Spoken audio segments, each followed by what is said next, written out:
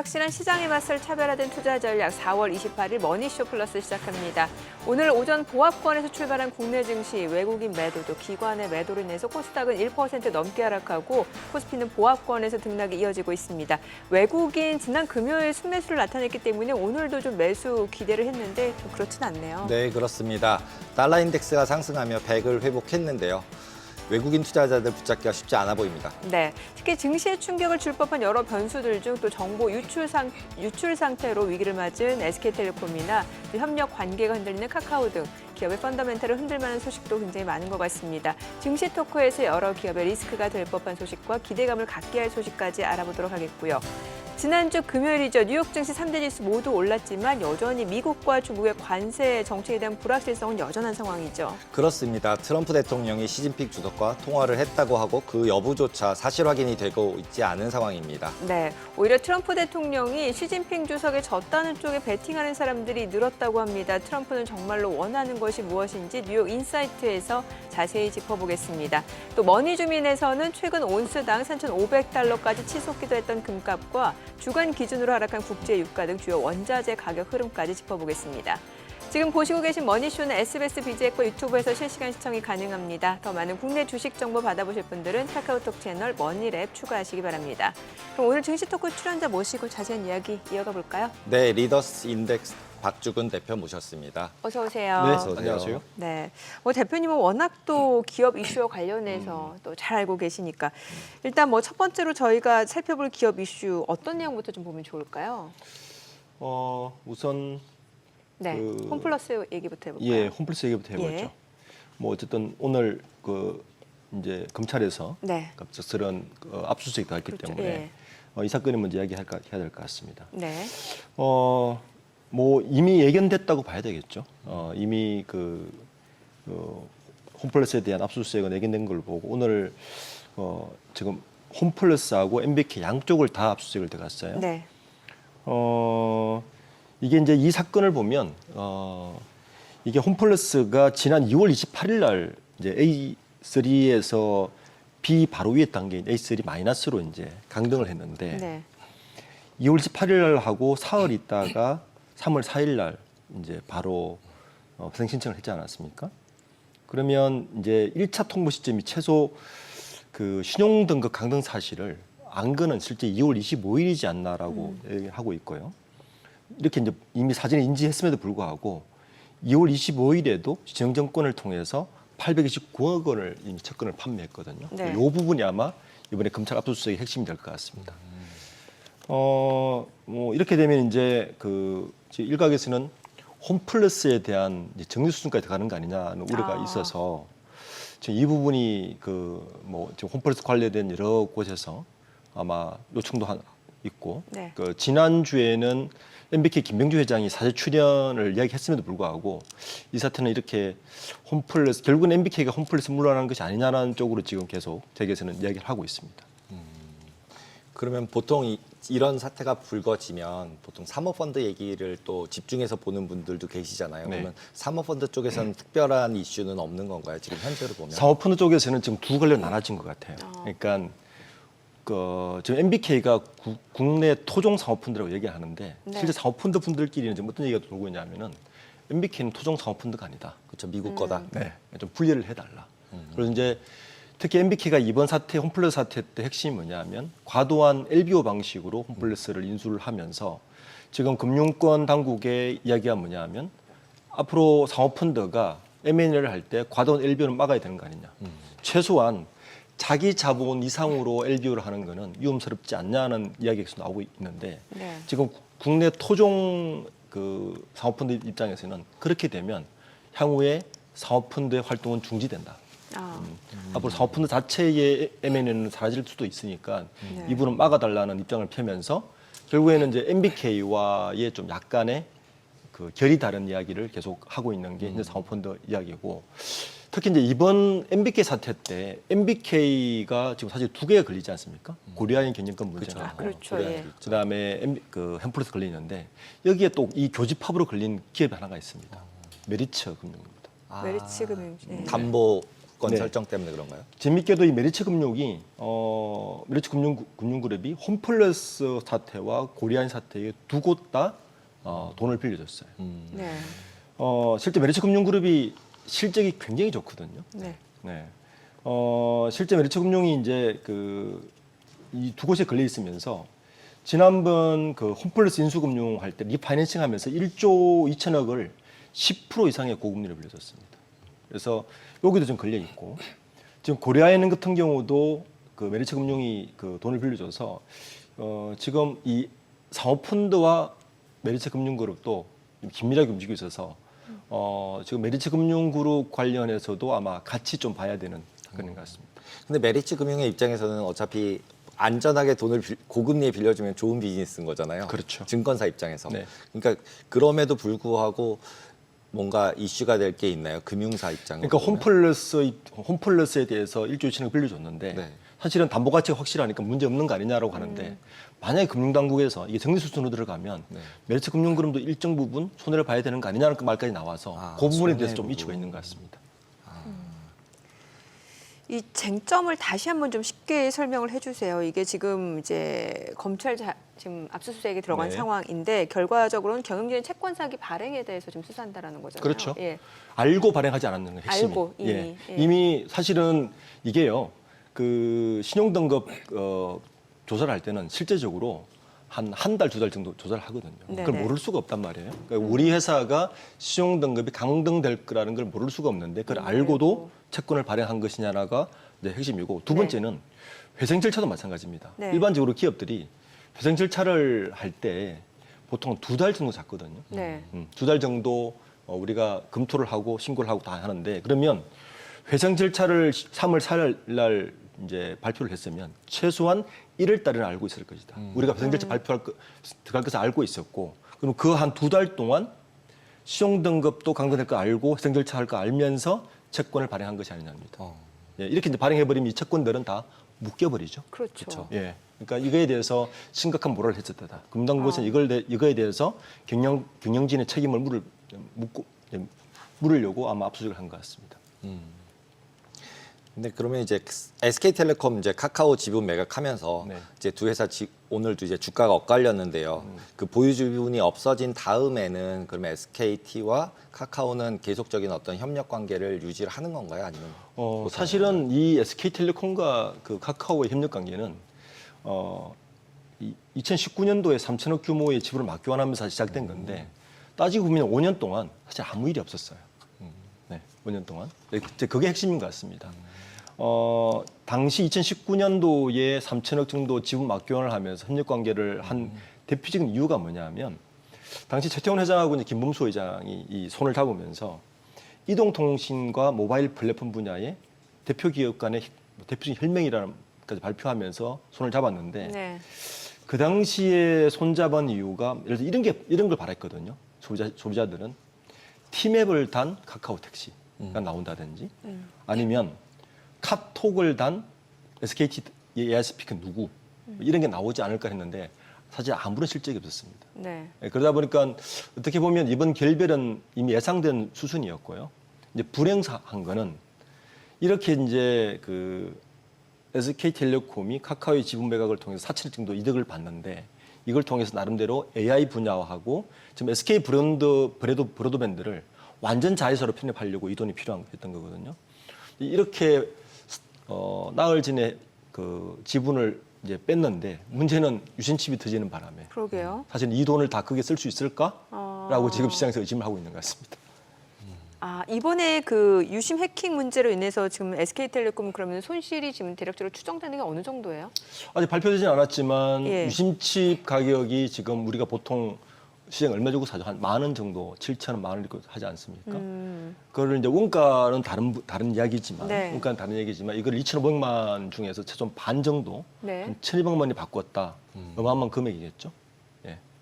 지금 그래서 시장에서 추정하는 건 1,700억 원 교체 비용. 그렇죠. 그러니까 그 정도로 예상하는 거죠. 실제로 제가 볼 때는 더 적게 들어가겠지만 2,500만 전부 다 바꿀 수는 없을 것이고 일부 바꾸더라도 한 1,000억대 정도는 예상을 해야 되지 않느냐라고 보고 있는 것 같습니다. 근데 지금 이제 SK 유심칩 같은 경우는 네. 지금 SK만의 문제가 아니라 과거에도 여러 다른 이제 통신사들도 있었잖아요. 근데 네. 이번에 이렇게 더 부각이 된 이유가 SKT가 가입자가 많아서 그런 건가요? 아니면은 특별한 이유가 있는 건가요?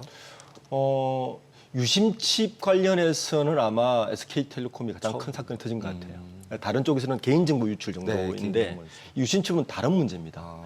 유심칩은 복사하는 순간 금융정보까지 다 들어갈 수 있어 완전 복제폰이 되기 때문에 네. 새로 폰을 발급할 수 있잖아요. 그렇죠. 나 몰래. 그렇게 네. 되면 요즘 다 은행 안 가고 이걸로 금융 다 결제하지 않습니까? 사실은 굉장히 큰 일이죠. 네. 저는 SK텔레콤이 약간 방심 이 정도 사안을 너무 이렇게 느린 속도로 대응하지 않았나 생각이 듭니다. 그러니까 지금 사안을 꽤 키운 것 같아요. 네. 왜냐하면 국무총리까지 나와서 이제 이 사건에 대해서 언급을 했고 여러 네. 사안으로 언급을 했기 때문에 빠른 시간 내에 이거를 수습하지 않으면 생각보다 타격이 심해질 수 있을 것 같습니다.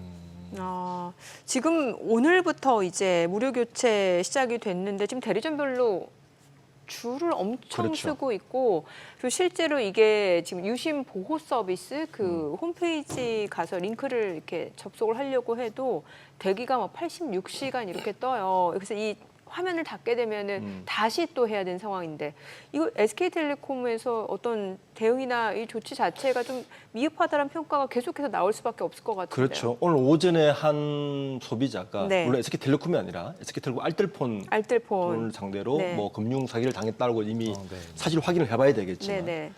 만약에 이게 이제 일파만파에 번지면 지금 방금 말씀하셨듯이 유심칩을 바꾸려면 대기를 해야 되지 않습니까? 네네. 그리고 보호 서비스 5초 대기를 한다면 네. 이제 자칫 잘못하면 이제 고객을 KT나 LG플러스 뺏길 수 있는 상황. 아주 네. 불안한 분들은 그렇게 빨리 조치를 하지 않겠습니까? 네. 이제 그런 부분 되기 전에 SK텔레콤이 빠른 조치를 취하지 않으면 좀 사건이 클 수 있지 않을까. 그리고 이제 공교롭게도 5월 1일이 이제 노동절이고 네. 그 뒤 연휴가 쭉 이어진단 말이에요. 있는데. 예. 그 소비자들은 굉장히 불안하지 않겠습니까? 지금 이제 연휴 실제 전에, 워킹데이가 예. 한 3일, 4일밖에 없단 말이에요. 예. 네. 굉장히 이제 불안할 것 같습니다. 이런 거 생각하면 그동안 이제 그 모바일로 모든 걸 했던 게 좀 약간 후회스러울 정도인데 왜냐면 그렇죠. 모든 내 유심이 만약에 해킹이 돼서 이걸로 복제폰이 만들어지면은 이걸로 모든 금융 거래가 가능해지고 주식 계좌도 털릴 수도 있는 거고 그렇습니다. 은행 인터넷 뱅킹도 다 털릴 수 있는 그렇습니다. 거잖아요. 예. 예. 그러니까 우리가 예전에 카카오 사태하고 좀 비슷할 것 같아요. 네네. 그러니까 그 지금 뭐 언어분인들 네. 저조차 이 모바일 폰으로 모든 걸 사실 다 하지 않습니까? 결제부터 시작해서 뭐 네네. 송금 모든 금융 서비스, 뭐 주식 거래를 다 하고 있기 때문에 특히 이제 유심칩의 복제는 좀 심각하거든요. 네. 뭐 개인 그동안 개인 정보가 유출돼서 뭐 다른 이거는 사실 별개의 사안입니다. 그렇죠. 유심칩은 모든 걸 가지고 있어서 이번 사태는 SK텔레콤에서 정말 철저하고 재빠르게 대응하지 않으면 2,500만 가입자도 타격을 받을 수 있지 않을까. 네, 그런 우려가 되고 있습니다. 보통 이제 지난번에는 정보만 유출이 됐었잖아요. 카카오도 그렇고. 그렇죠. 그다음에 유심칩이 정보가 포함돼서 유출이 되고 나면 두 개를 조합하면 비밀번호도 알 수 있고 바꿀 수도 있고 바꿀 수도 있고 네, 여러 훨씬 가지를 할 더 수가 있습니다. 커질 것 같은데 이걸 근데 해결할 방법이 있는 건가요? 지금으로서는 유심칩 교체밖에 한 방법이 없죠. 지금 이미 보니까 아까 말씀 주신 대로 한 건 피해자도 지금 발생한 네. 거고 그럼 빨리 지금 교체를 하는 교체를 방법. 하는 게 가장 안전한 거죠. 교체하는 게 가장 안전하다. 근데 그렇죠. 교체하는 것도 또 여러 가지 또 막 음모론이 막 돌고 있으면서 교체하면 안 된다고 막 그러고 막 아, 이러고 그래요? 있잖아요. 네. 그런 음모론들이 막 나오고 있어서 이거를 되게 선택하기도 애매하고 그리고 이제 또 지금 이제 선거를 또 앞둔 상태에서 또 막 이런 뉴스들이 막 나오니까 네. 연결해서 음모론도 나오고 이렇게 해야 되냐 저렇게 해야 그 되냐 음모론이 막 뭐예요? 왜 교체하면 안 된다는 거예요? 그 칩 이제 그 유심칩 만드는 회사가 이제 특혜를 보게 되는 거잖아요. 이번에 이거 관계로. 그런 음모론. 네, 그래서 음모론이 또 누구와 연결돼 있다 아. 그러면서 연결이 다 되더라고요. 음모론도 있을 수 있지만 그렇지만 이제 본인 입장에서는 소비자 네. 입장에서는 빨리 바꾸니까 더 안전할 것 같습니다. 이게 유심칩은 아까 말씀드린 것처럼 개인정보와 별개의 문제입니다. 굉장히 치명적이고요. 그쵸. 이게 금융정보하고 뭐가 엮여버리면 굉장히 치명적일 수가 있어서 빨리 안전장치를 하는 게 가장 유리할 것 같습니다. 네. 그러면은 실제로 오히려 그냥 금융 그 전화번호를 아예 해지를 해버리면 더 안전한 게 아닌가요? 거기도 안전할 그 수 있죠. 유심 칩을 가지고 있는 것보다 바꾸는 것보다 네. 아예 번호 자체를 해지해버리고 다른 회사로 가는 게 근데 그렇게 오히려 되면 여러 가지 불편함이 있잖아요. 있죠. 예, 예. 그 부분 때문에 아마 좀 어려울 거고 지금은 아마 대부분의 소비자들이 통신사하고 가입하면 약정을 걸지 않습니까? 네. 그 약정 때문에 지금 옮기지를 못하잖아요. 옛날처럼. 그러니까 지금은 유심칩을 바꾸는 게 가장 안전할 것이고 SK텔레콤에서는 제가 볼 때 이런 사태가 지금 다 대기하고 있잖아요. 그러니까 뭔가 안전하고 보안책을 빨리 발표하는 게 저는 급선무인 것 같습니다. 아니 어쩌다가 이렇게 유심칩이 해킹됐는지 좀 이해가 안 되는 게 네, 이렇게 이해가 되면 안 돼요. SK텔레콤만 문제가 아니라 다른 통신사 뭐 KT, LG, U+는 안전한 건지도 이제는 약간 확인을 해봐야죠. 의문시되거든요. 네. 충분히 그럴 수도 있다라는 거죠. 그렇죠. 예. 뭐 한 통신사에서 유출됐다면 다른 예. 통신사라고 안 그럴 수라는 배정 없는 거죠. 네. 네. 그게 더 문제인 것 같습니다. 다른 데도 불확실성이 항상 문제잖아요. 근데 그럼요. 지금 어디까지가 노출이 되고 어떻게 해결해야 될지 모르는데 또 다른 통신사는 안전한가 이렇게까지 물음표를 던지면 이제 우리 모바일을 쓰면 안 되나 이런 쪽까지도 막 가게 되니까 다시 아날로그 시대로 가야 되는 가야 거야? 되나 이러면서 이제 여러 가지 생각들이 드는 뉴스가 나왔네요. 아니 지금 챗 GPT까지 쓰고 있는 마당에 다시 아날로그로 가는 거는 너무 간 거 아니에요? 그렇게 되면? 그래서 원래 카카오나 이런 거 정보가 털렸을 때, 네. 정보가 유출됐을 때 저희가 그랬잖아요. 어차피 우리의 정보는 공공재다. 공공재. 네, 이미 노출이 됐다. 맞습니다. 네이버 아이디도 노출됐고, 네. 카카오 아이디 노출됐고, 이제 심지어 이제 유심까지 노출이 된 거잖아요. 네. 그러면 이거는 정말 뭐 공공재가 된 거잖아요, 거의. 그렇죠. 어쨌든 SK텔레콤 입장에서는 사실은 조금 불운한 것 같아요. 그러니까 카카오와 결별을 하면서 그 받았던 약 3, 4천억 정도의 자금을 이번에 별도로 유심칩. 쓰려고 했는데 그러면 주가부터 시작해서 여러 가지 빠질 거 아닙니까? 신규 투자도 못하게 신규 되고. 투자 못할 거고 원래는 제일 큰 게 뭐냐면 SK 브로드밴드를 자회사로 편입을 해야 돼요. 그래야 SK텔레콤이 가지고 해야 될 사업들이 있는데 거기다가 AI 쪽에도 투자가 지금 막 지금 하려고 그러네요. 스타트돼 있거든요. 네. 그러니까 SK텔레콤 입장에서는 이 부분이 가장 뼈아플 것 같습니다. 뭐 여러 가지 음모론도 나올 법하네요. 그냥 타임라인으로 봤을 때는. 예. 거기다가 지금 선거철이고 예. 대선철이라서 네. 굉장히 민감할 것 같습니다. 그래요. 그 회사가 또 막 연결이 돼 있는 회사더라고요. 그러다 보니까 더 심하게 이제 음모론도 나오고 더 헷갈려질 것 같습니다.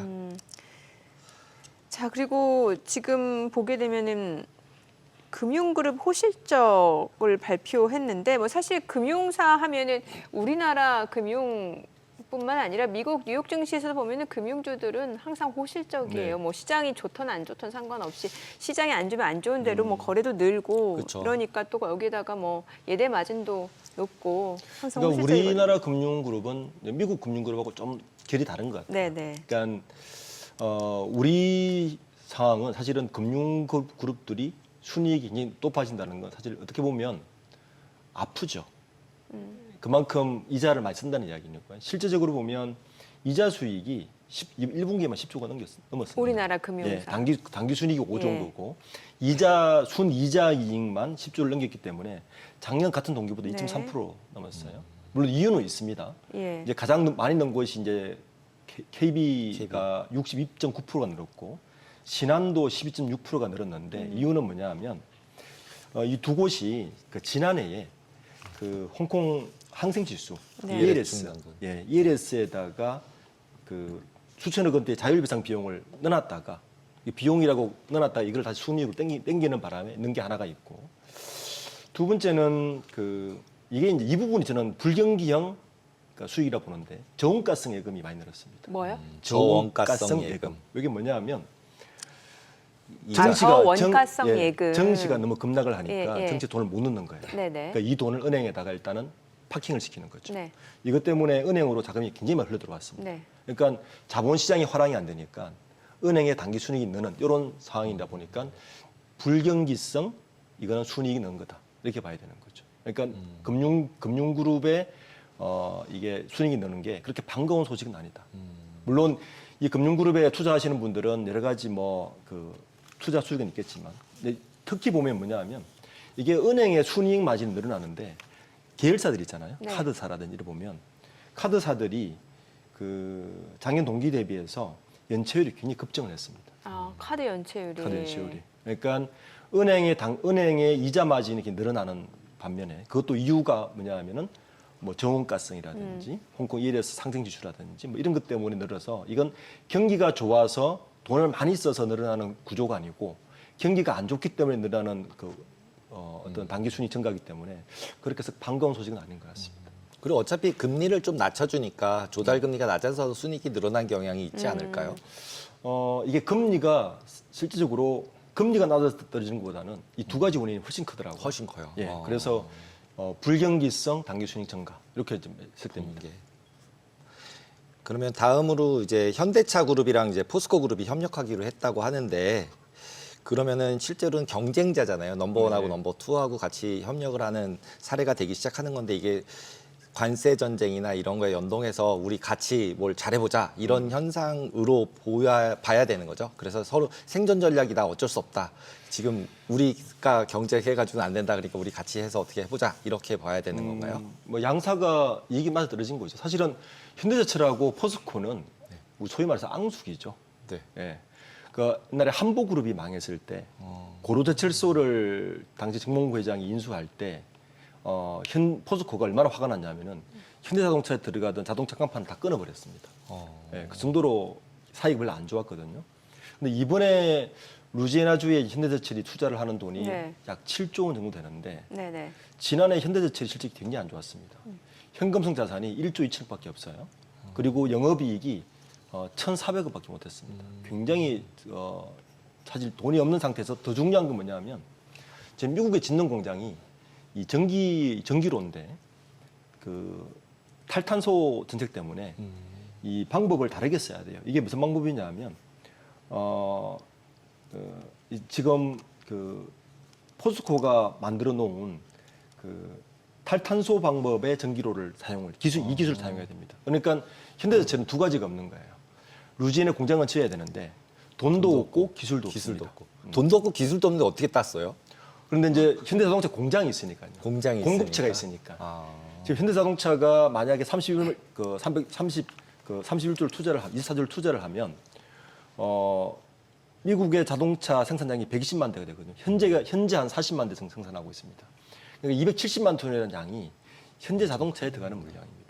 그러니까 이제 공급은 있으니까 지어야 되는데 관세 때문에 지어야 되는데 돈도 부족하고 기술도 부족하니까 포스코가 손을 내미는 거고 원래는 아세르미탈 쪽에다가 손을 내밀었는데 아마 그거보다는 저는 산자부순 조정을 하지 않았나.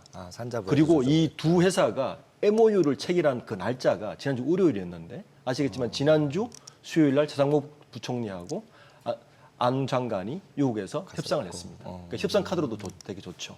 이런 전략적인 판단이 있었고, 그러니까 투자 자금과 기술적인 협력이 주요했던 것 같습니다. 네. 자, 지금 시각 3시 24분 향해 갑니다. 오늘 양시장 호가 상황 체크해 보겠습니다. 먼저 마감 예상 지수부터 볼게요. 오늘 강보합권 예상되고요. 지금 예상 찍을 지수는 2,547포인트로 집계가 됩니다. 코스닥은 1.5% 하락 마감 예상됩니다. 지금 호가 상황에서는 718포인트로 나타나고 있는데 아무래도 이제 코스닥 같은 경우는 오늘 이제 외국인 기관 쪽에서 물량을 내놓다 보니까 물론 개인 투자자가 순매수를 하고는 있습니다만 코스닥 낙폭을 줄이기에는 다소 좀 역부족인 모습들이 연출되고 있죠. 시가총액 상위 종목 마감 예상가 좀 보도록 하겠습니다. 삼성전자입니다. 오늘 소폭 상승 마감 예상되고요. 지금 호가에서는 55,900원, SK하이닉스 0.9% 하락 마감 예상됩니다. 예상가가 182,700원. LG 에너지솔루션은 0.8% 상승 마감 예상되고요. 지금 호가는 346,500원. 삼성 바이오로직스가 0.3% 하락 마감 예상됩니다. 예상가가 131,000원. 현대차 강보합권 예상되고요. 종가는 188,900원에 형성될 걸로 보여집니다. 기아가 1.2% 상승 마감 예상됩니다. 지금 호가는 89,300원, 삼성전자 우선주 보합권 예상되고 한화 에어로스페이스 약보합 마감 예상됩니다. 호가는 823,000원. HD현대중공업 1.2% 하락 마감 예상되고요. 호가 398,000원, 셀트리온 역시 하락 마감 예상되고 있습니다. 코스닥 시가총액 상위 종목 예상가 좀 보도록 하겠습니다. 오늘 알테오젠이 3% 하락 마감 예상됩니다. 지난주 금요일에도 일단 좀 물량들이 많이 나오면서 5%가량 떨어졌는데 오늘 추가적으로 약세 마감 예상되고요. 지금 호가는 357,500원. 에코프로비엠은 0.6% 상승 마감 예상되죠. 예상가 104,100원. HLB 강보합 마감 예상되고요. 에코프로가 0.3% 상승할 걸로 보여집니다. 종가가 51,200원에 형성될 걸로 예상되고 있고요. 레인보우 로보틱스는 2.6% 하락 마감 예상됩니다. 호가는 27만 8천 원. 슈젤도 2% 하락 마감 예상되고 있습니다. 호가 35만 2천 원, 클래시스 강보합 예상되고요. 팩트론 0.2% 상승 마감 예상됩니다. 호가는 17만 4,800원. 파마리서치가 강보합권 예상되고 리가캠바이오가 지금 오늘 5% 좀 하락 마감 예상되고 있습니다. 이미 지난주 후반 목요일 금요일도 좀 하락 마감을 했었는데 오늘 사흘 연속 지금 내림세 이어지고 있고 종가는 10만 5,200원에 형성될 걸로 보여집니다.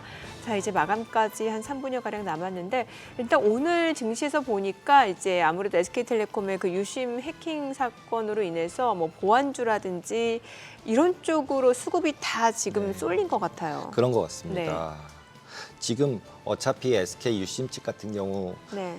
미국 시장이 좀 이제 잠잠해지려고 하니까 네. 상승해서 하니까 네. 이제 다시 우리나라 주식 쪽에서 뭔가를 해야 되는데 그게 없는 상태 내에서 SK 유심칩 사태가 생기니까 네. 이제 단기 매매 쪽은 글로 다 흐르는 경향이 맞아요. 있는 것 같습니다. 네. 그리고 수급적으로 봤을 때도 사실 이제 외국인이 지난주 금요일에 굉장히 유의미한 좀 매수를 보여줘서 근데 이제 또 네. 그 카카오 빼면 얼마 안 된다고 또 막 또 이렇게 낮게 얘기하시는 분들도 많더라고요. 그런데 카카오 빼면, 오늘 부로 또 다시 파니까 외국인이. 그러게요. 네. 그래도 선물에서는 좀 사고 있는 상황이고. 다행히. 네. 네. 이럴 때 뭔가 좀 수급적으로 좀 받쳐주면 투자 심리도 어느 정도 좀 일부 회복이 된 게 좀 그 흐름이 유지가 될 텐데 글쎄요. 일단은 뭐 수급적으로 개인 투자분들도 유가증권 시장에서 보니까 아직 좀 매도 우위이기 때문에 좀 뭔가 불확실성 차원에서 조금 더 지켜보겠다라는 심리가 네. 강한 시점인 것 같다는 생각이 듭니다. 지금 현재 상태로 보면 미국 같은 경우도 트럼프 때문에 어쩔 네. 수 없이 불확실성은 계속 유지가 되고 있는 상태고 네. 그리고 미국 시장도 많이 반등을 하면서 우리 시장도 반등을 해왔기 때문에 네. 여기서는 이제 우려 반, 기대 반 두 개가 섞인 것 같습니다. 그리고 아까 얘기하시던 부분 계속 연결해서 생각해 보면 현대차랑 이제 포스코랑 같이 이제 협력을 했는데 실제로 이렇게 됐을 경우에 펀더멘탈한 부분으로는 미국에서 공장을 지어서 차 그룹주 쪽도 영향이 좋고 뭐 관세 영향에도 좀 적다 뭐 이렇거나 해서 이렇게 분석을 좀 할 수는 있는 건가요? 그래서 포스코에는 어떤 영향이 좀 있고 펀더멘탈하게는 그리고 자동차에는 어떤 영향이 있어서 그리고 제철이나 그랬을 경우에 실제로 주가에는 어떤 영향을 미칠 것 같아 이렇게 코워크하는 경우들이 증가를 하면 할수록 저는 단기적으로는 뭐 큰 효과가 없을 거라고 봅니다. 왜냐하면 이게 루지아나 공장의 완공이 2029년이에요. 2029년. 예, 그러면 트럼프 이기 정부가 끝나고 났습니다. 그렇기 때문에 실제 단기적으로는 큰 효과는 없지만 이제 전체 시장 변화가 큰 어떤 이 사인을 주는 거죠.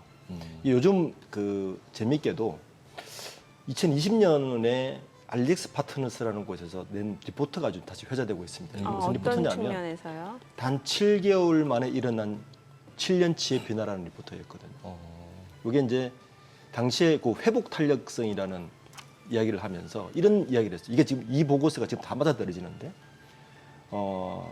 세계적 불황이 공급망의 지역화 그리고 관세 인상 추진으로 이어질 것이다. 당시 이렇게 리포트를 냈고 이게 지금 맞아떨어지고 있습니다. 그러니까 몇 년도에 낸 거예요? 2020년에 냈어요. 20년이요? 네. 와, 5년 전에. 5년 전에. 어. 예. 그러니까 지금 이 현대차와 포스코의 이런 얼라이언스는 공급망의 지역화 현상입니다. 예. 이게 이제 관세의 인상 추세하고 맞물리면서 이러한 현상들이 더 많아질 것이고 기존의 공급망의 지역화 때문에 아마 적과의 동침이 저는 더 많아질 거라고 봅니다. 이제 코피티션 형태로 이제 나오겠죠. 그래서 펀더멘탈적으로 보면 다시 돌아오면 현대차 입장에서는 밸류체인을 다 가지고 있고 그 컴피티션 얘기 저희가 마감 상황 좀 체크해 보고 네. 좀 이어가 보도록 하겠습니다. 오늘 국내 증시 흐름 확인해 보자 마감합니다.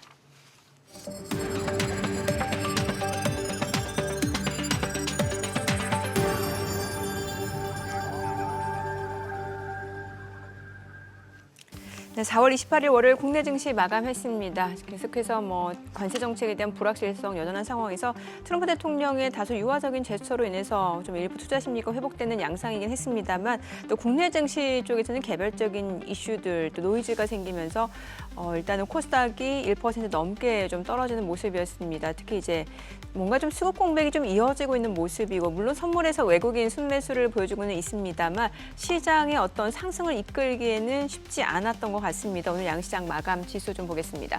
코스피가 지금 강보합으로 마감이 됐어요. 2,548. 코스닥은 1.4% 떨어졌습니다. 719포인트. 시가총액 상위 종목 마감가 보겠습니다. 삼성전자 보합권에서 마감이 됐네요. 종가 55,800원, SK하이닉스는 1.3% 떨어졌습니다. 182,000원.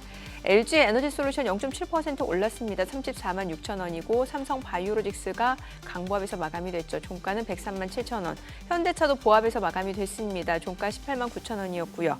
기아 좀 올랐습니다. 종가가 88,700원 0.5% 상승했고요. 삼성전자 우선주도 소폭 상승했습니다. 46,350원에 거래 마쳤고요. 한화 에어로스페이스가 0.3% 상승했습니다. HD현대중공업은 0.8% 하락하면서 종가는 399,500원, 셀트리온은 약보합에서 마감이 됐네요. 종가 158,000원이었고요. 코스닥 시가총액 상위 종목 마감가 보도록 하겠습니다. 알테오젠이 3% 떨어졌습니다. 종가 357,000원이고 에코프로비엠이 0.9% 상승했습니다. 104,500원에 거래 마쳤고요. HLB가 강보합에서 마감이 됐습니다. 55,300원. 에코프로가 0.98% 상승했습니다. 종가 51,500원. 레인보 로보틱스가 2.9% 하락하면서 277,000원에 거래 마쳤고요. 휴젤이 1.3% 떨어졌습니다. 종가는 355,000원. 클래시스 약보합에서 마감이 됐고요.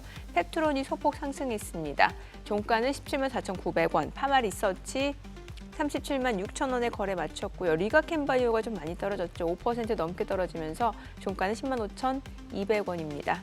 수급 상황 좀 체크해 보겠습니다. 오늘 유가증권 시장에서는 개인과 외국인 순매도를 나타냈는데요. 각각 규모는 552억 원, 1,073억 원 매도 우위였고요. 이 가운데 기관은 금융투자 연기금을 중심으로 좀 매수세가 유입됐는데 960억 원 매수 우위였습니다. 코스닥에서는 개인 투자자가 1,850억 원 순매수, 외국인과 기관은 각각 590억 원, 1,139억 원 매도 우위였고요. 오늘 선물에서 외국인은 4,500개약 넘게 순매수를 나타냈습니다. 환율 체크해 보도록 하겠습니다. 달러원 환율입니다. 정규장 마감 대비 많이 올랐죠. 6원 10전 상승하면서 1,442원 60전에 거래를 마쳤습니다. 오늘 확실히 코스닥 쪽 변동성이 굉장히 컸던 것 같습니다. 네, 알테오젠이 너무 많이 빠졌네요. 알테오젠도 많이 빠지고 뭐 1등이니까. 제약바이오 쪽도 많이 네. 빠지고. 보통 요즘 얘기하다 보면 코스닥은 항상 바이오 쪽을 계속 얘기하는 것 같아요. 바이오 빠지면 코스닥 빠지고 아무래도 시가총액 네. 상위 종목에서 큰 바이오 종목이 비중을 너무 차지하다 많죠. 보니까 네, 지수상으로는 그런 것 같습니다. 예. 앞서 그 컴피티션 얘기 좀 더 이어가 볼게요. 네. 그래서 사실은 요 일이 있기 네. 전과 후가 세계가 많이 바뀌었습니다. 그러니까 기존에는 우리가 기업들의 펀더멘털을 따질 때 네.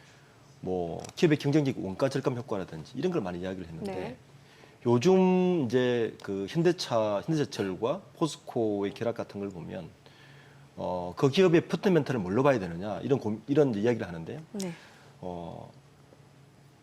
그 회복 탄력성 그러니까 뭐냐면 원가 절감 효과 외에도 공급 지역을 안전한 것을 많이 가지고 있느냐에 대한 문제, 그 회복 탄력성을 얼마나 확보가 있느냐가 그 기업들의 경쟁력적 펀더멘털의 중요한 위치를 차지하고 있습니다. 그러니까 현대제철과 포스코 결합이라든지 다른 그룹의 요즘 그 합종은행들이 이러한 형태의 결합도를 많이 이어집니다. 최근에 보면 예를 들어 네이버와 뭐 CJ 결합이라든지 이런 게 뭐냐면 그 기업들이 리스크가 있을 때 얼마나 회복 탄력성이나 펀더멘탈 이런 리스크로부터 자유로운가가 아마 기업의 펀더멘탈의 중요한 요소로 들어가 있어서 기업들이 아마 이러한 그 저가의 동침이라든지 컴피티션 형태로 가는 어떤 한 축의 방향은 바로 그 방향으로 갈 가능성이 크다.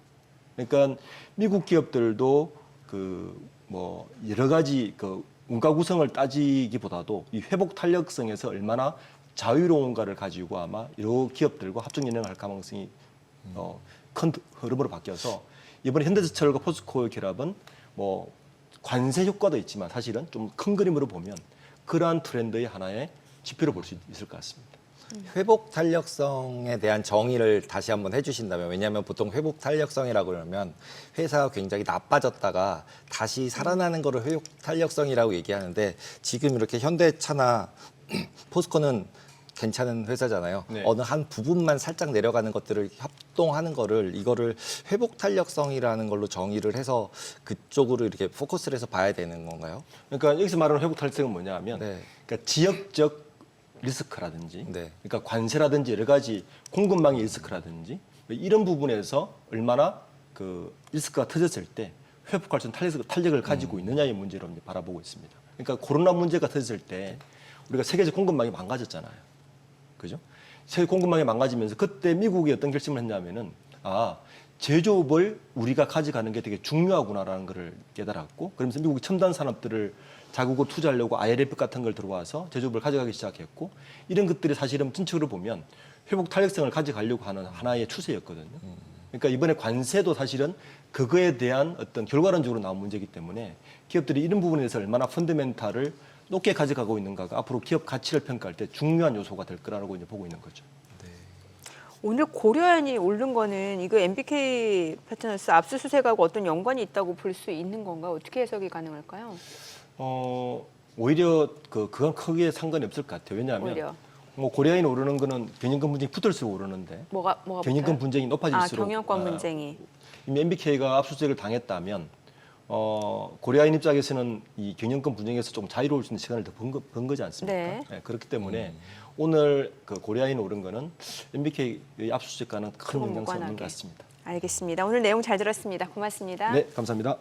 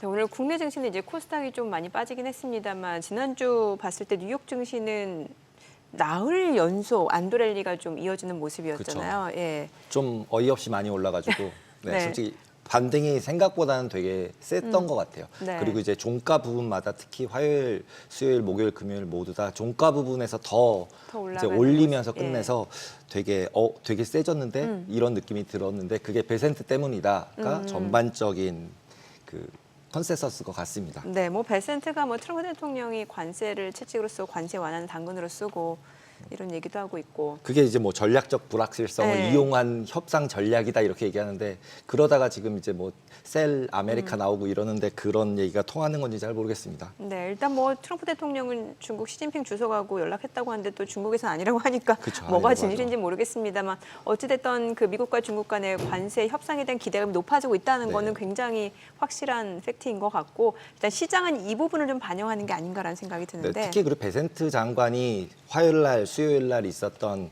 코멘트가 굉장히 많이 영향을 준 것 같아요. 네. 그 중국이랑 이제 G2로서 동등한 대결을 하면서 이제 협상을 확실하게 하자는 쪽으로 얘기를 계속 하고 있기 때문에 네. 그래서 뷰티풀 뭐 이제 균형을 맞추겠다. 또 뷰티풀이 또 나왔어요. 거기서 그래서 뷰티풀 리발란싱이 또 나와서 이제 뷰티풀하게 어떻게 맞출지 봐야 되겠지만 그게 네. 실질적으로 영향을 굉장히 크게 미쳤고 그걸로 인해서 미중 갈등이 트럼프가 뭐라고 하든 아니라고 했는데도 불구하고 안 빠지더라고요. 이제는 네. 트럼프가 이제 딱 해서 얘기를 했더니 중국에서 부인을 하면 원래 빠졌잖아요. 그렇죠. 근데 지난주에는 트럼프가 얘기하고 부인을 해도 안 빠지더라고요. 맞아요. 트럼프가 또 얘기했다고 해도 안 오르고. 네. 네, 그래서 결국 약간 좀 이제 베센트 쪽으로 공이 넘어오지 않았나 이렇게 생각이 듭니다. 알겠습니다. 자, 뉴욕 증시 상황에 대해서 좀 깊이 있게 짚어보도록 하겠습니다. GFM 투자연구소 이진우 소장 자리했습니다. 어서 오세요. 네, 안녕하세요. 저는 아직도 이 GFM 있잖아요. 네. 예전에 처음에 소장님 제가 소개를 할 때 잘못 GMF라고 했다가 소장님이 딱 지적을 하셨어요. 아, GFM이라고. 글로벌 파이낸셜 마켓. 네, 이게 참 그렇게 풀어서 설명하면 쉬운데 보통 그냥 네. GM이라고 쓰시죠. 글로벌 마켓, 네. GM, 네. 제너럴 모터스. 그렇게 될까봐 바꾸신 거예요? 제너럴 모터스 될까봐? 아, 네. 그래서 그때 지적받았던 기억이 나는데 아니 그 자리에서 하실 말씀 많으시잖아요. 뭐 우리 강 대표님은 안 그러실까 봐요. 강 많으실 대표님도 것 하실 말씀이 참 많으신 분인데 네. 진행하시느라고 참으시는 거지. 그래서 약간 실룩실룩 되실 때 있더라고요. 제가 옆에서 느꼈는데 그러니까요. 질문 안 드려도 알아서 다 해주실 거니까 네, 하시고 싶은 얘기 쭉 해주세요. 뉴욕 증시에 대해서. 이렇게 방금 이렇게 말씀하시는 거 듣다 보니까 요즘 그 영어 단어에 뷰티풀이 고생합니다. 뷰티풀, 여기저기. 아무데나 뷰티풀이니까. 네. 예. 맞아요. 트럼프가 관세도 뷰티풀이라고 했었고. 관세도 뷰티풀이라 그러고 하는데 근데 참 저는 이번 이 사태를 겪으면서 좀 그거 한 게 제일 아쉬운 게 좀 설명을 해줬으면 좋겠어요. 설명을. 누가 어떤 설명이요? 어떤 정책을 갖다가 추진함에 있어가지고 좀 설명을 해주면은 친절하게. 예를 들어서 지금 불법 입국자들 막 추방하고 그 엘살바도르의 살벌한 그 교도소로 막 추방하고 하는 거 이걸 갖고 무슨 뭐 법원에서는 그 한 명 누군가 뭐 행정적으로 잘못됐으니까 데리고 오라 뭐 이런 것도 웃기는데 그런 일을 왜 하는지에 대해서 네. 좀 미국의 언론들은 절대 안 도와주거든요. 트럼프 대통령을 절대 안 도와주니까 백악관에서 그걸 갖다 설명을 해야 된다고 봐요. 왜 우리가 이렇게 국경 강화를 하고 불법 입국자 이렇게 단호한가 하는 거. 뭐 그거는 그동안 그렇게 주장해왔던 부정선거하고도 연결되니까 네. 그런 것들도 다 설명을 해주면 좋겠고 예를 들어서 뭐 갑자기 뜬금없이 지난주만 하더라도 백악관 홈페이지에다가 랩 리크라 해서 이 코로나 바이러스가 자연 발생이 아니고 우한의 연구소에서 그냥 유출됐다 이렇게 덜커덕 올리지만 말고 왜 올렸는지 궁금하잖아요. 왜 우한 바이러스라고 하는지. 네. 사실 그렇게 된다면은 언론이 발벗고 나서야 되는 거 아니겠습니까? 심층 취재를 하고 그 왜 그랬을까를부터 해서 이제 근원부터 따져줘야 되는데 미국 언론 절대 안 그런다니까요. 주류 언론들은. 그렇게 언론의 기존 세력들의 기득권 세력들의 글로벌리스트들의 어떤 도움을 받지 못하고 어떻게 하든 빈 허점만 보이면 탄핵이니 이런 소리 지금 하고 있는 그건 뭐 우리 언론도 마찬가지죠. 예, 그런 식으로 하는 상황에서는 좀 관세도 왜 그러면 그렇게 145%라고 하는 누가 봐도 이거는 서로 무역하지 말자는 얘기인데 그렇죠. 왜 이렇게까지 때리는지 하는 걸 갖다가 좀 설명을 해주면 좋겠는데 없으니까 그래서 아까 전략적 불확실성이라고 설명해 줬잖아요. 전략적 불확실성. 전략적 불확실성이었다. 아, 의도한 불확실성. 의도한 불확실성이었다. 야 그렇다면은 예 근데 대중은 네. 그렇게까지 그렇게까지 제가 봐서는 현명하지 않다고 봅니다. 근데 진짜 지금 말씀하신 것처럼 선진국이면 네. 좋은 이유가 설명을 해주잖아요. 옛날에 병원에 가면 네. 솔직히 의사 선생님이 그냥 퍽퍽퍽 하고 아파도 그냥 참았잖아요. 근데 네. 요즘은 뭐 주사 들어갑니다, 뭐 따끔합니다 이런 네, 거 하잖아요. 그러죠. 알려주고 뭐 이런 맞아요. 거 다 하잖아요. 오, 예. 적절한 그리고- 비유인데요. 그리고 또 이제 페드도 예. 예전에는 솔직히 그냥 막 했었어요. 그랬는데 서브프라임 끝나고 나서 자기네가 잘못해서 이런 사태가 터졌잖아요. 네. 그러고 나서는 이제 그 커미티 만들어서 이제 발표도 하고 네. 발표한 다음에 질의도 다 받고 이런 게 그때 생긴 거거든요. 그럼요. 그러면서 예. 이제 선진국이 된 건데 예. 이제 갑자기 트럼프가 오더니 막 X로 날리고 왜 그러는지 맞습니다. 아무도 모르고 예. 자기네들끼리도 또 소통이 안 되니까 나와서 나도 조그맣게 알았어 막 이러고 그러니까요. 이렇게 되니까 이제 예측이 불가능해지니까 빠졌었던 것 같아요. 그 부분도 말씀하신 대로 트럼프 대통령이 물러서고 하는 모습들 중에 하나가 또 연준 파월 의장에 대한 압박에서도 물러난 거 아니에요. 네, 곧 네. 자를 것처럼 얘기했던 예. 사람이 그건 아니었고 뭐 이런 식인데 그러면 왜 누구나 봤을 때 저것은 무리한 요구이고 말도 안 되는 어떤 전행이야 싶을 정도로 왜 당신이 금리를 갖다가 결정하려고 그래? 왜 임기가 정해져 있는 연준 의장 갖다가 자르래 마네 이런 소리를 하는 거야? 하는 데 대한 조금의 설명은 필요한데 그게 없으니까 참 답답한 거예요. 답답하니까 자꾸 이제 얘기가 대부분의 이제 논조가 트럼프가 밀리고 있다 하는 거잖아요. 네. 그죠? 이제 그런 소리를 들어도 할 말이 없는 거고 본인은 가장 우호적인 팍스뉴스에서조차도 지지율이 38%까지 떨어졌다고 하니까 그거 가짜 뉴스야 하고 넘어가 버리지만 네. 그 TV를 보는 시청자들 미국 국민들은 그걸 보면 저렇구나라고 생각하는 거죠. 그럴 수 있죠. 그냥 대중이 그렇게 대중이 생각하고 그렇게 있구나라는. 예, 그런 상황인데 어쨌거나 시장 자체는 뭐 딱 그거네요. 4월 2일 이전으로 온 거. 딱 똑같아졌어요 이제 거의. 맞습니다. 네. 거의 맞습니다. 우선 차트 한번 보시면은 네. S&P 500이 이렇잖아요. S&P 500 보시면은 여기서 지금 여기서 이게 쿵 떨어진 여기가 4월 3일이었습니다. 지금 그걸 갖다 올라섰고 이날이 진짜 불기둥이 나온 이거 엄청난 짱대 양봉이 나온 날이 4월 9일 날 90일 관세 유예 이 발표가 나왔을 때 이렇게 했고 그 다음에 여기까지 왔는데 자 여기서 이제 기술적으로 한번 접근해 보겠습니다. 뭐 이렇게 보면은 일단 한번 어떤 하락 파동이 있었고 여기에 대해서 이제 돌아섰으면은 그동안 빠진 거 상승폭이든 하락폭이든 여기에 대해서 얼마까지 되돌릴 수 있는가를 먼저 짚어보는 거고 되돌릴 수 있는가의 맥시를 통과했다면 이제 추세가 바뀌었다고 보는 거죠. 그런 측면에서는 지금 이제 딱 4월 2일 레벨까지 왔고 그동안 빠진 거의 절반을 갖다가 되돌렸습니다. 되돌렸고 절반을 갖다가 올라섰으니까 여기서 기대할 수 있는 거는 당장 오늘 저녁은 어떨지 모르겠으나 여기서 조금은 더 해서 얼추 최종 맥시까지 이제 61.8%라고 하는 이왕 나선 김에 여기까지는 가겠네 하는 게 한 5,650 근방입니다. 그쯤 가면은 뭐가 가로막느냐? 61선이 가로막을 거예요. 61선은 교과서에서 말하는 흔히 말하는 수급선입니다. 네. 수급 측면에서 그러면 더 올라갈 만한 어떤 선이 되느냐 하는 부분이고 아직까지 여기서 제가 RSI를 갖다가 일부러 이렇게 캡처까지 해왔는데 RSI의 절대 수치가 RSI 수치가 53을 넘었다 하는 얘기죠.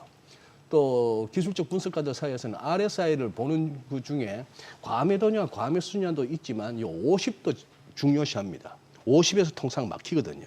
올라가다가도 막히고 내려오다가도 막히는데 이걸 올라섰으면 조금은 더 갈 수 있다라고 볼 수 있는데 저라면 저기 위에서 고점 대 고점 연결한 선을 딱 이렇게 하나 더 걷을 것 같아요. 맞아요. 예, 쫙 걷으면은 거의 뚫고 올라갔으니까 이제는 다시 가는 거야. 막 맞아요. 이렇게 우길 것 강 같은데. 대표님 말씀하신 대로 너무 지저분할 것 같아서 생략했는데 이거죠. 컷을 한번 보시면은 네. 이 선이죠. 고점끼리 연결한 선에 이걸 돌파했나 맞나 살짝 물고 올라갔습니다. 눌리고 올라갔어요. 물고 뚫었어요. 물고 올라갔어요. 뚫고 올렸어요. 그래요. 예.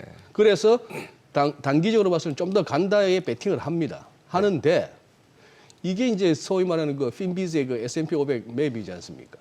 이 페어웨이가 별로 상태가 별로 안 좋아요. 페어웨이. 저 뭐 디봇 자국하고 수리지가 너무 많습니다. 아, 옆에 이렇게 불긋불긋한 거요? 불긋불긋한 거 막 파인데 아. 페어웨이는 펄해야 좋은데 미국 예, 기준으로. 예, 예. 근데 지금 여기 보시면은 파이낸셜 쪽이 안 좋습니다. 이쪽이 그동안 이렇게 좋았는데 금융 쪽하고 이게 언제부터 언제까지인가요? 아니요 어제 지난 데일리? 지난 금요일 날 금요일자 지난 예. 금요일자 일일 변동폭? 예예 지난 금요일 날 그건데. 그러니까 시가총액 비중이 큰 종목들만 좀 올랐다는 거죠. 그렇죠. 네. 여기서 이제 기술주, 테크놀로지, 테크주하고 여기서 테슬라가 특히 뭐 한 10% 가까이 올랐으니까 얘가 S&P 500하고 나스닥에서 한몫했죠. 네. 그리고 여기서 보시면은 금융 쪽 안 좋고 리얼 이스테이트, 부동산 쪽도 이렇게 전부 잔디가 안 보입니다. 그러니 지금 이제 은근히 좀 이렇게 베어 쪽으로 분위기 잡고 싶은 선수들은 상업용 부동산 그거 좀 안 좋을 것 같은데 그러면 은행들도 좋을 리 없는데 뭐 이러면서 이제 또 이제 사후적으로 해석하고 있고 여기 보면은 바이오도 일라이릴리는 올랐는데 여기도 보면은 가는 놈만 가요. 뭐 그런 식으로 됐는데 테슬라가 끌어올렸죠. 끌어올렸고 요것도 재밌습니다. 그러니 S&P 500은 절반에서 멈춰요. 지금까지는 코로나 이후로는 절반에서 멈춥니다. 지난번에도 설명드렸다시피 이게 코로나 랠리입니다. 코로나 랠리 돈으로 이렇게 올라갔다가 사실 조금 오버슈팅하면서 이거 채널 상단도 막 넘어선 거 이거는 과도한 유동성 장애인데 이게 요거 딱 요 올라온 거의 절반에서 멈추고 또 올라왔어요. 그리고 요번에 올라온 거에 또 절반에서 멈췄습니다. 이 절반이 또 신기하게도 저점끼리 연결한 이 상승 추세선의 또 이렇게 하단이에요. 그러니까 여기서 불들은 얘기하고 싶은 거죠. 됐어. 이 정도면 충분한 거야. 이거는 사람이 만든 조정이야. 시스템적인 리스크가 아니야. 트럼프가 말만 바꾸면, 마음만 고쳐먹으면 이거는 금방. 그리고 아직도 이때 프로젝팅 돈들이 아직 많으니까 뭐 이런 식으로 이제 얘기를 할 수 있는데 하나의 궁금한 거는 요거죠. 과연 요번에도 이렇게 단바닥으로 끝날 수 있는가 하는 거죠.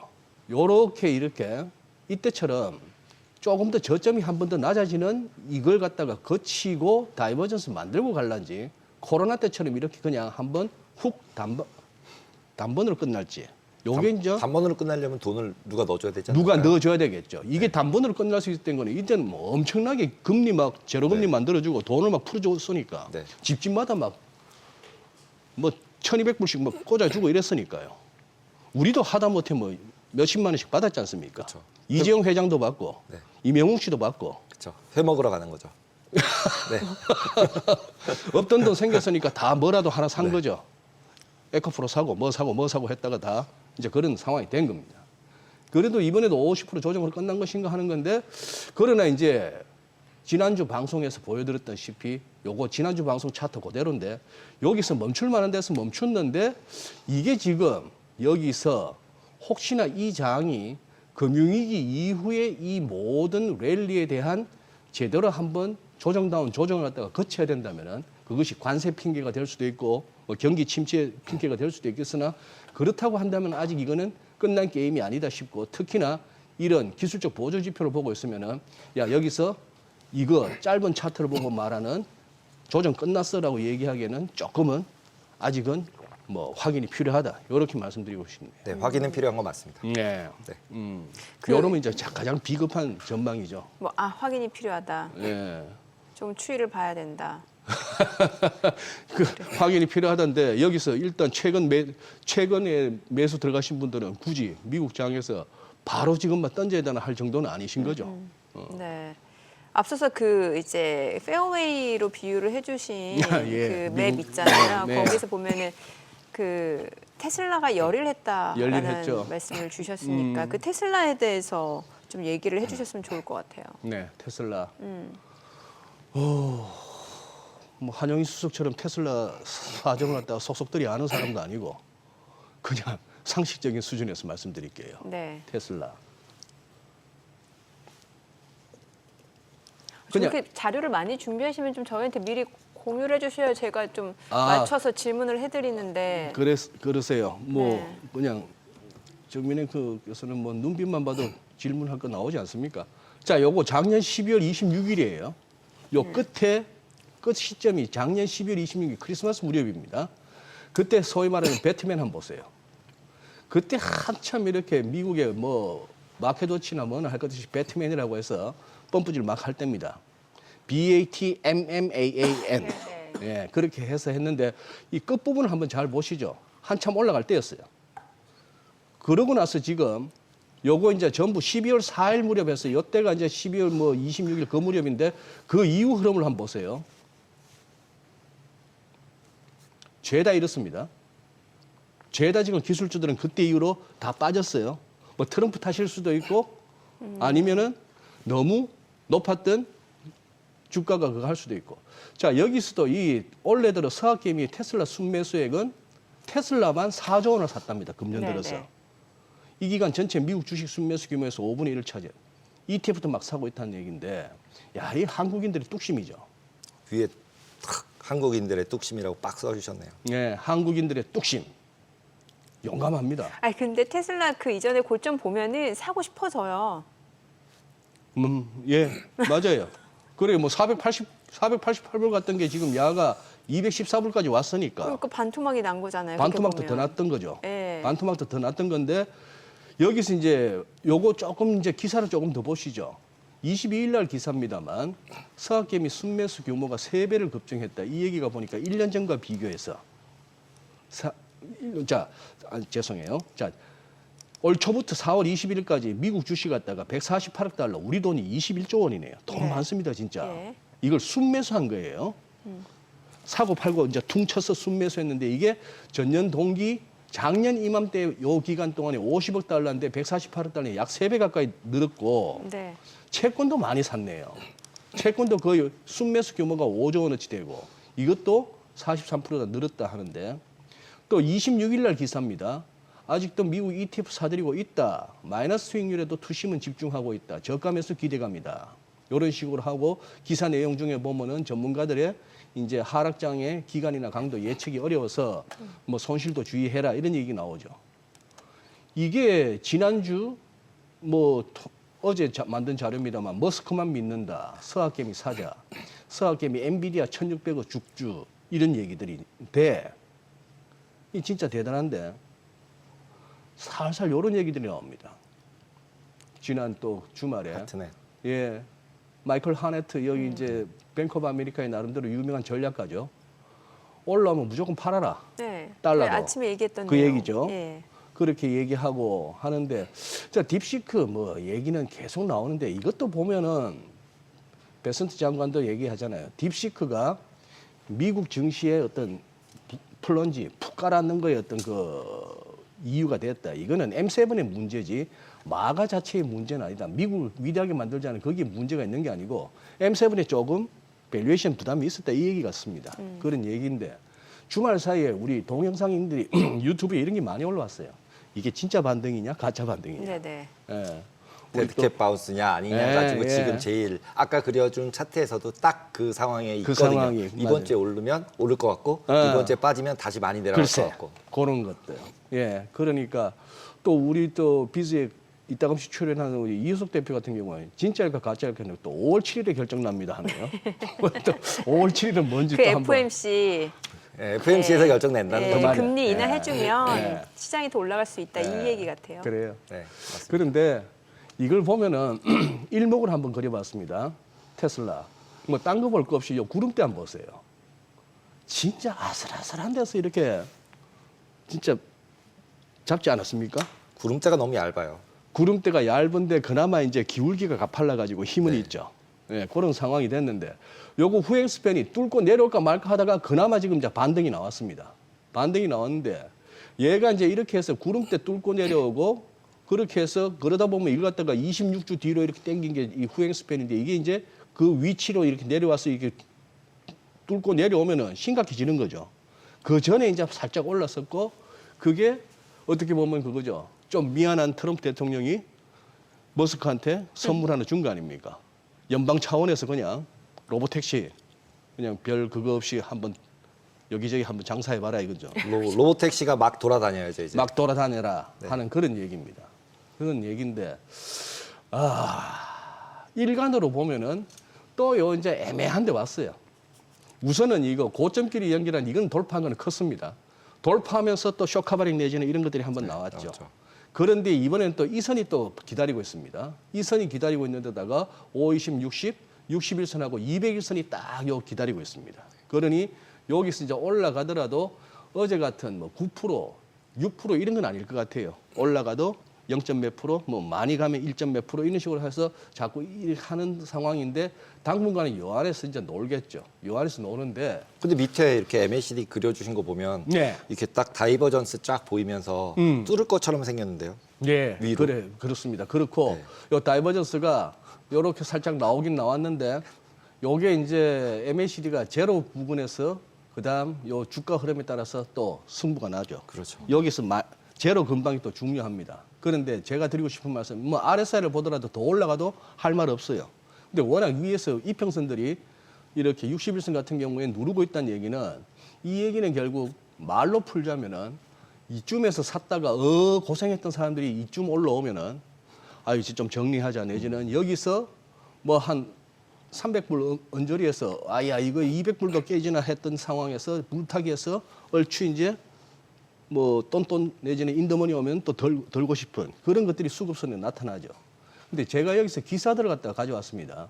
무슨 말씀인가 하면 2024년 금년 2024년이면 언제죠? 작년이죠. 자, 작년에 모건 스탠리가 테슬라 주가 $800로 상승 가능하다 했습니다. 모건 스탠리가. $800? 예. 네. 이 말은 그냥 강 대표님도 이정민 앵커님도 언젠가는 죽는다 하는 그 얘기하고 똑같아요. 그냥 $800로 상승 가능하는데 언제 간다는 얘기는 없어요. 예. 다 시기가 중요하죠, 시기. 그렇죠. 예. 뭐 항상 그 캐슈드도 그런 식으로 얘기하잖아요. 그 위에 뉴스는 자세히 제가 보니까 죄송해요. 2025년이네요. 죄송해요. 2025년 1월 14일. 죄송합니다. 요거 잘못 쓴- $800. 왜 불과 그러세요? 석 달 전에 죄송해요. 석 달 전에 $800 간다고 모건 스탠리가 얘기했다가 쭉쭉쭉 빠지니까 또 태세 전환했거든요. 네.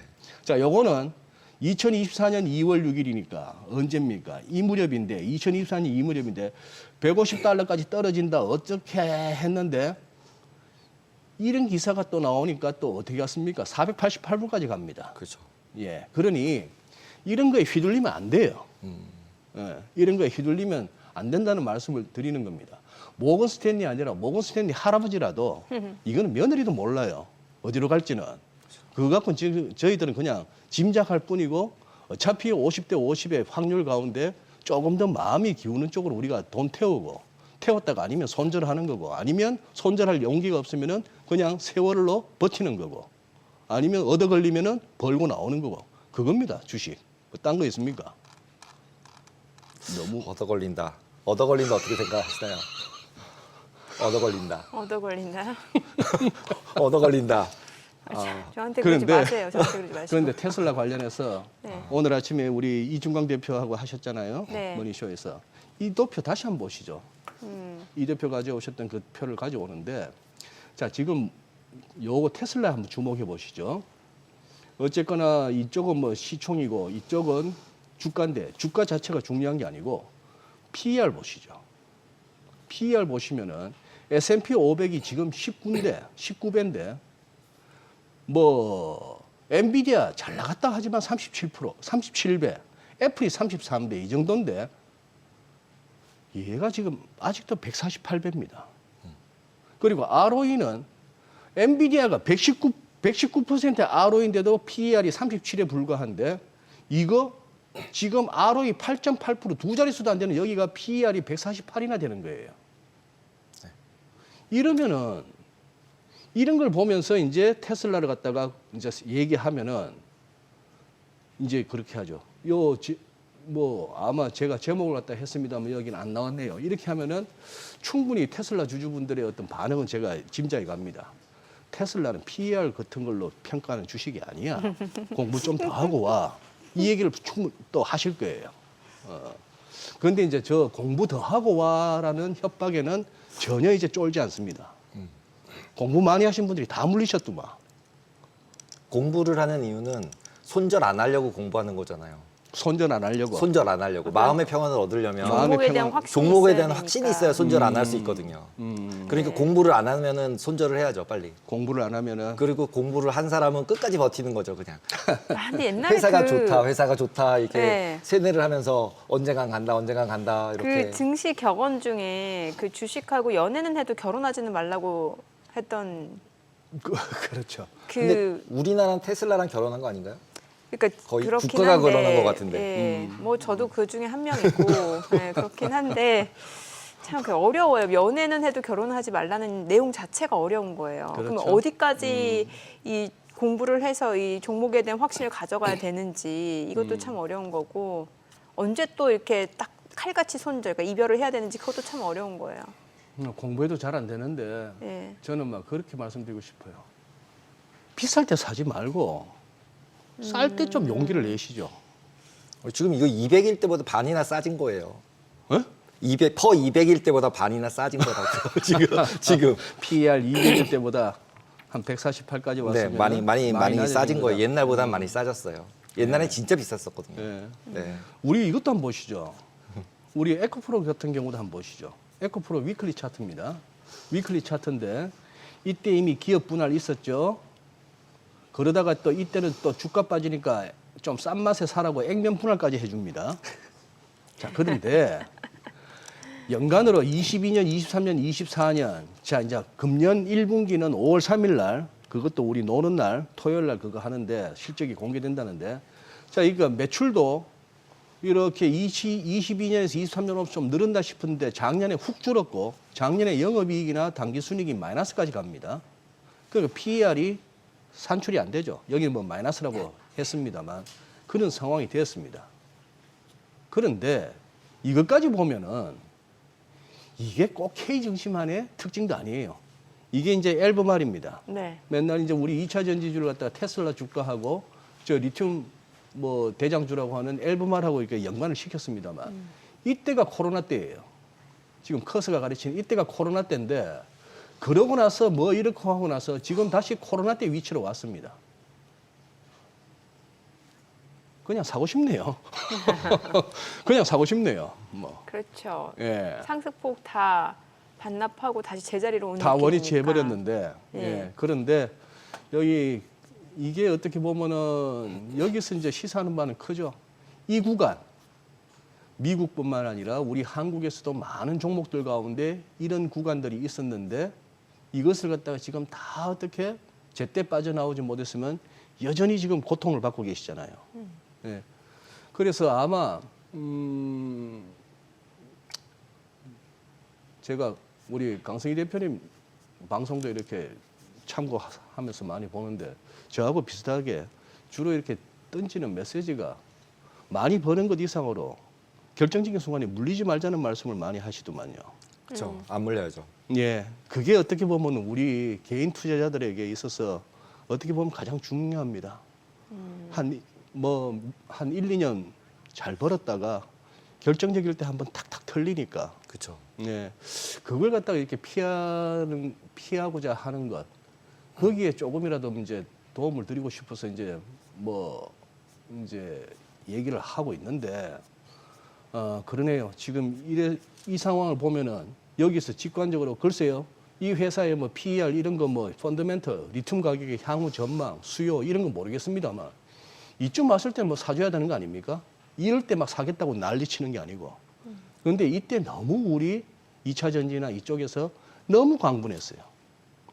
너무 광분하게끔 펌프질한 선수들이 있었고 그 선수들이 지금 와서 그 회원들이나 고객 자기들 돈 벌게 해준 사람들이 정말 고민 끝에 메일을 하든 전화를 해서 이걸 어떡하나요 하면은 그렇게 화를 낸다네요. 여태 그거 포트 조정하고 뭐 했냐고. 8월에 얘기 한 번도 안 했던 사람들이. 그래서 그런 사람들은 늘 있습니다. 이 바닥에. 늘 있는데 그 사람들한테 속지 마세요. 속지 마시고 어떻게 내 돈을 갖다 남한테 맡깁니까? 선생님 2차 전지 싫어하시죠? 2차 전지를 싫어하는 게 아니고 그러니까 2차 전지의 상승을 조금 약간 옆에서 부추긴 일부. 그 사기꾼들이 싫은 거예요. 예, 뭐 충분히 그럴 수 있습니다. 네, 네. 자, 달러 좀 여쭤볼게요. 이쪽 전문가시잖아요. 달라요. 예, 달러. 달러 인덱스가 지금 한 100 및 99 수준인데 그래도 좀 많이 올라오고 있는 상황이거든요. 예. 일단 요거 보시죠, 뭐. 직관적으로 말씀드리면은 네. 인덱스 기준으로 달러 인덱스 기준으로 요 100을 갖다가 다시 회복하는가 하는 거. 얼마 안 남았습니다만 100, 100을 회복할 수 있는가? 100을 회복할까 말까 했더니만 21선, 이른바 주 추세선이라고 하는 21선이 가파르게 내리꽂고 있습니다. 네. 그러니까 지금 이거는 최근에 이거는 트럼프 대통령이 관세 관련해서 조금 말이 바뀌면서 달러 숏 포지션들을 정리하는 것만 해도 이 정도는 올라올 수 있다고 봐요. 올라올 수 있다고 봤는데 자, 이것도 지금 큰 그림으로 볼 것 같으면 굉장히 위태롭습니다. 굉장히 위태로운 게 이 레벨은 깨지 말았어야 되는데 이걸 물고 내려왔죠. 물고 내려왔고 월간 차트에서 이런 기술적 보조 지표들이 여기서 지금 보면은 이게 위로 돌아설 만한 뭐가 아직 안 보입니다. 월간이니까 이런 거예요. 그러나 데일리 같은 경우에는 지금 조금 더 올라가도 돼 하는 흐름이 나오는 거죠. 근데 재밌는 거는 월가의 IB들이 지금 하방 쪽으로 지금 또 굉장히 펌프질을 하고 있습니다. 전반적으로 기사를 한번 보세요.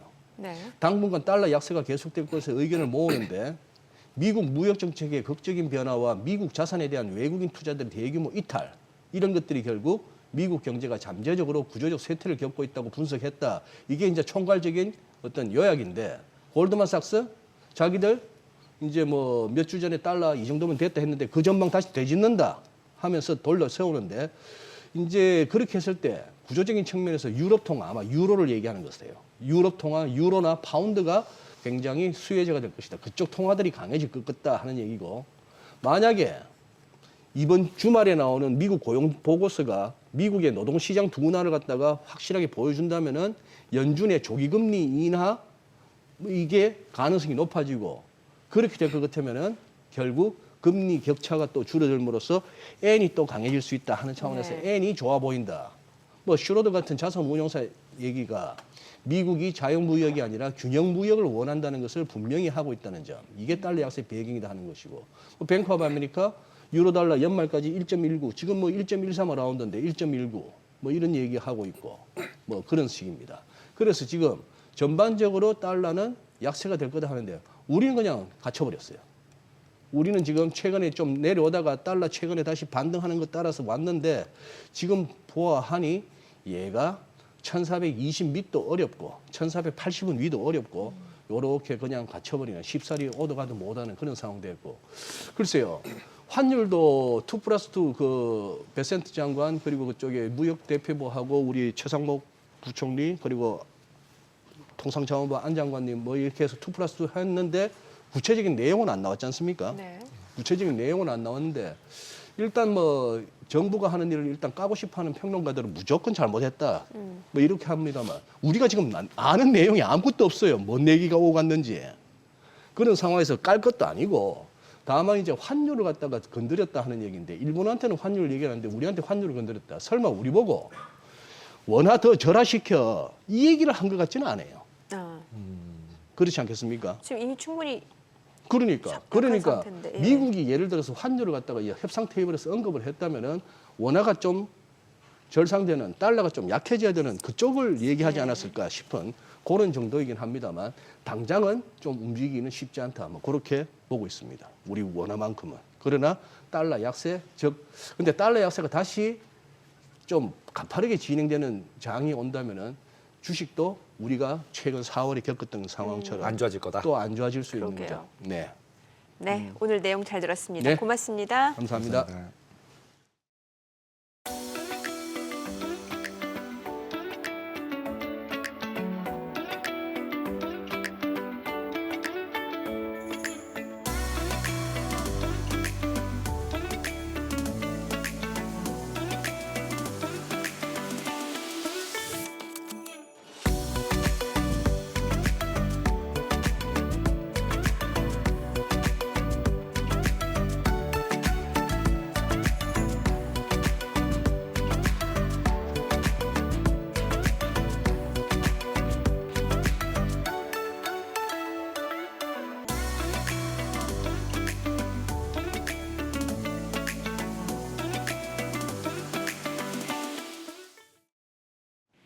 오늘 밤 뉴욕 증시를 대비해 반드시 체크해야 할 월가 이슈와 종목 짚어봅니다. 첫 번째 소식은 골드만삭스의 2분기 투자 전망입니다. 골드만은 지금 투자 환경을 뒤흔드는 세 가지 큰 변화를 짚었는데요. 먼저 미국 정부가 주도하는 글로벌 무역 체계의 재편, 그리고 국가 안보를 둘러싼 동맹과 우선순위 변화, 마지막으로 AI 도입과 파괴적인 혁신이 가속화되면서 기술 혁명이 본격화되고 있다는 점입니다. 이런 흐름 속에서 골드만삭스는 미국 경제에 대해선 성장세가 다소 둔화될 수는 있겠지만 현재 경기 흐름을 보면 심각한 침체까지는 걱정할 상황은 아니라고 짚었습니다. 다만 위험은 하방 쪽, 즉 나빠질 가능성 쪽에 더 무게를 두긴 했습니다. 금리 전망도 신중했는데요. 인플레이션 리스크가 여전히 남아있는 만큼 연준이 노동시장에서 뚜렷한 균열을 보기 전까지 선제적으로 금리를 내릴 가능성은 낮다고 봤습니다. 투자 전략 쪽에서는 방어와 준비를 함께 강조했고요. 이 방어적 포지션을 유지하되 수익 기회에서는 언제든 대응할 수 있는 소위 위험인지 수익 준비 전략을 제시했습니다. 또 단기적으로는 달러 약세가 이어질 수 있다고 봤지만 달러의 구조적 붕괴를 논하기에는 아직 시기상조라고 선을 그었습니다. 결국 골드만삭스의 메시지는 신중하게 움직이되 기회를 늘 준비해라 라고 한 줄 정리해볼 수 있겠는데 확실히 지금 시장에서는 집중보다는 균형 감각이 더 필요해 보입니다. 두 번째 소식은 트럼프 대통령의 지지율 하락 소식입니다. 취임 100일을 앞두고 나온 여론조사에서 트럼프 대통령의 지지율이 더 뚜렷하게 떨어지고 있습니다. 워싱턴 포스트와 입소스가 공동으로 진행한 조사에 따르면 트럼프 대통령의 직무 수행을 긍정적으로 평가한 응답자는 39%에 그쳤고요. 무려 부정적이라는 답변은 55%에 달했습니다. 두 달 전 조사와 비교해도 6%포인트나 빠진 겁니다. 워싱턴 포스트는 역대 어느 대통령보다도 낮은 수준이라고 평가했는데요. 집권 1기 때 트럼프 대통령은 같은 시점에는 42%, 바이든 전 대통령은 52%의 지지율을 기록한 바 있습니다. 특히 정책 부문에서는 부정적 평가가 전반적으로 더 우세했습니다. 최근 주식시장 혼란에 대해서 67%가 부정적이라고 답했고 관세 정책에 대해서도 부정적 평가가 64%를 차지했습니다. 경제 전망 역시 어두웠습니다. 응답자의 70%가 넘는 비율이 트럼프 대통령의 경제 정책이 단기간 경기 침체를 불러올 것이라고 예상했고요. 흥미로운 점은 이 가운데 절반 이상이 공화당 지지자였다는 점입니다. 대선까지는 아직 시간이 남아있긴 하지만 지금 시점에서 트럼프 대통령의 정치적 입지는 분명히 흔들리는 것처럼 보입니다. 마지막은 이번 주 뉴욕 증시 주요 일정 정리해봤습니다. 관세 충격 이후 시장이 어느 정도 진정되긴 했지만 여전히 긴장감이 남아있는 상황인데요. 이번 주는 특히 기업 실적과 경제 지표 이 두 가지 모두가 시장을 움직일 키워드가 될 전망입니다. 먼저 실적 쪽을 살펴보면 이번 주엔 S&P 500 기업 180개 이상이 1분기 성적표를 내놓습니다. 특히 매그니피센트 7 중 마이크로소프트나 아마존, 메타 등등 줄줄이 실적을 예고하고 있고요. 비자나 제너럴모터스, 스타벅스 같은 소비주 대장주들도 실적을 공개합니다. 1분기 실적 자체보다 더 주목해야 할 건 관세 충격과 소비 둔화 리스크가 기업들의 향후 가이던스에 어떻게 반영되느냐입니다. 시장에서는 최악은 피했지만 긴장은 늦출 수 없다는 분위기가 감지되고 있습니다. 경제 지표 일정도 만만치 않죠. 4월 30일에 미국 1분기 경제 성장률 속보치와 3월 개인 소비 지출 PCE 가격 지수가 나옵니다. GDP는 경기 흐름을 보여주고 PCE는 연준이 가장 중요시하는 물가 지표이기 때문에 시장이 민감하게 반응할 수밖에 없습니다. 그리고 주 후반에는 4월 비농업 부문 고용자 수와 실업률도 발표됩니다. 이 실적과 경제 지표 둘 다 철저히 확인해야 하면서 가야 하는 바쁜 한 주가 될 전망입니다. 참고하셔서 뉴욕 증시 대비 전략 세워보시기 바랍니다. 지금까지 월가 리포트였습니다.